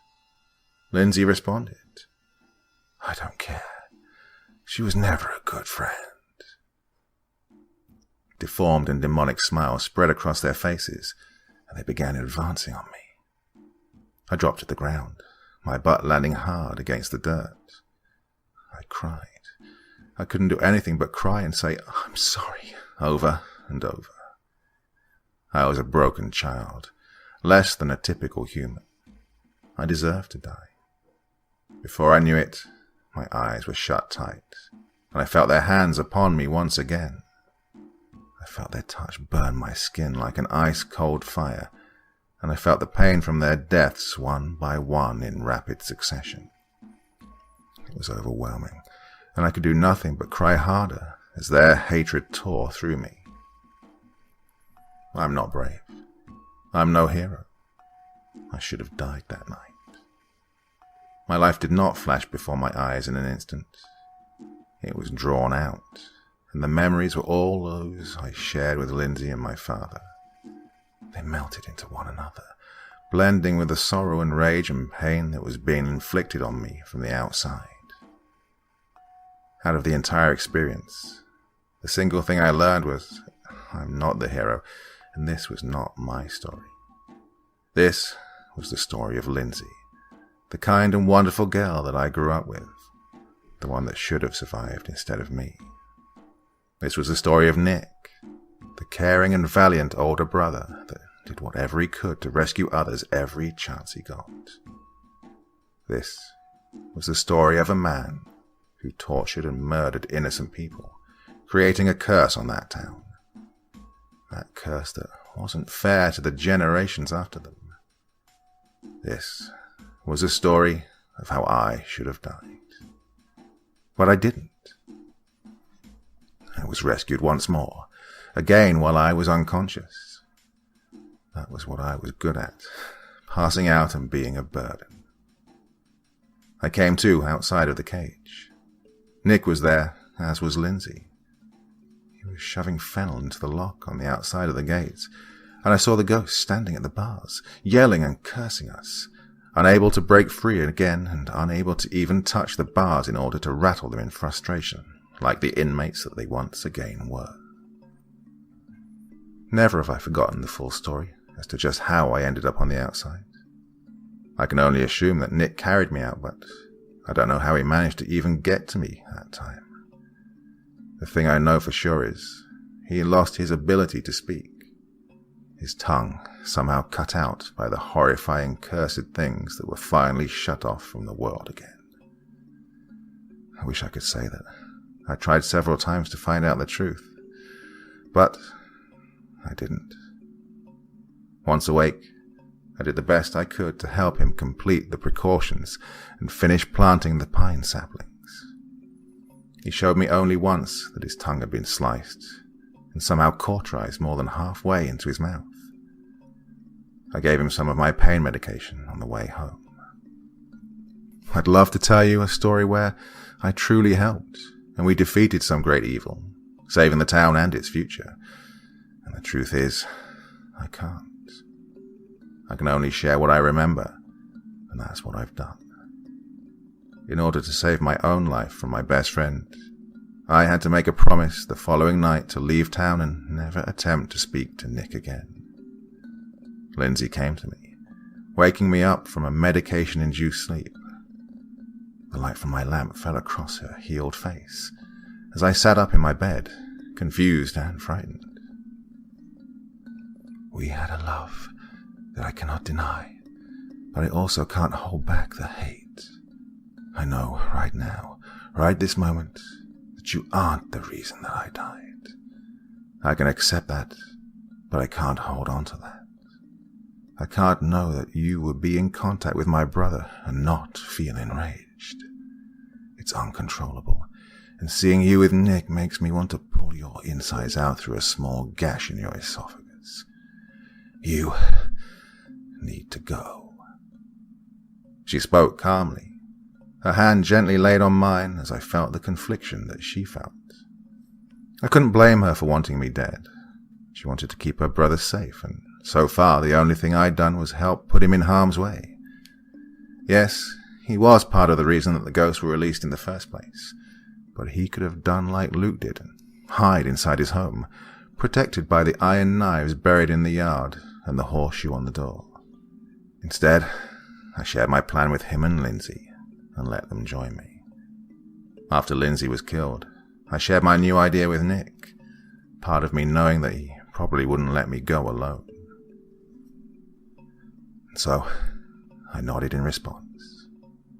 She moved her hand from mine and touched my face softly enough that I could barely even feel it. Then she spoke her final words to me. Never come back. I didn't. I packed up a small amount of my belongings and spoke with my mum the following day. It broke me to see her saddened by my decision, but in the end, she didn't fight it, and she seemed to understand, at the least, that I needed to get out of here for one reason or another. Luke stayed with her while I moved to a different state to live with my uncle.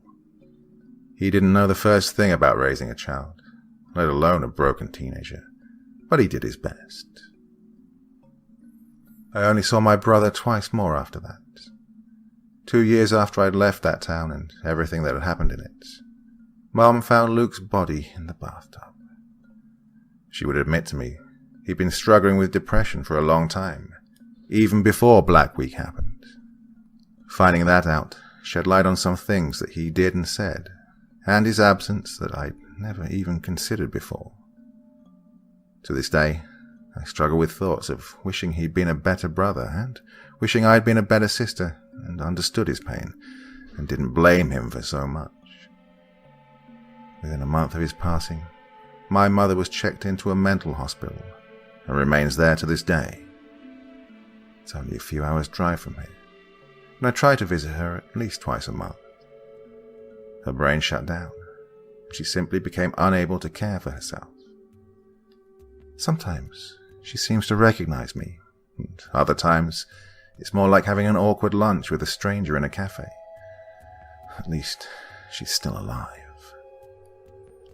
Although I was told never to return, I did go back to the town once, and once only, for Luke's funeral. I stayed one night and saw Lindsay everywhere. I don't know for certain if it was her ghost or only my mind conjuring an image of her, or maybe even a combination of the two.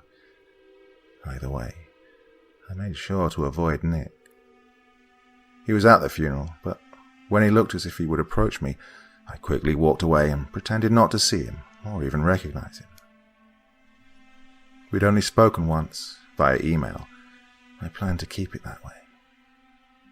Once he'd boxed up the books from the cottage and sent them to me, I thanked him and never said another word.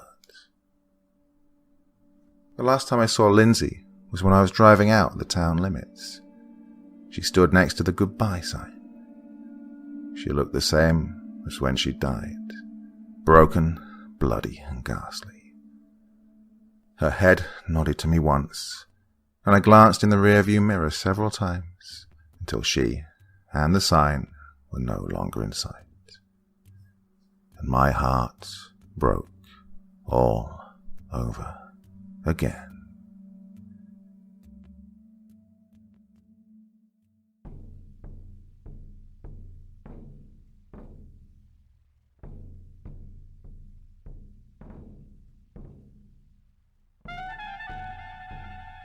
Thank you for listening to tonight's story, the 6-part series that goes by the name Black Week, written by the wonderful Boe Whiskey and shared directly with me so I could read it all here for you. All background music was composed by myself for your listening delight. Although this is the end of tonight's podcast, I will be back again with another story for you next week, so why don't you join me then? Till next time, very, very sweet dreams, and bye-bye.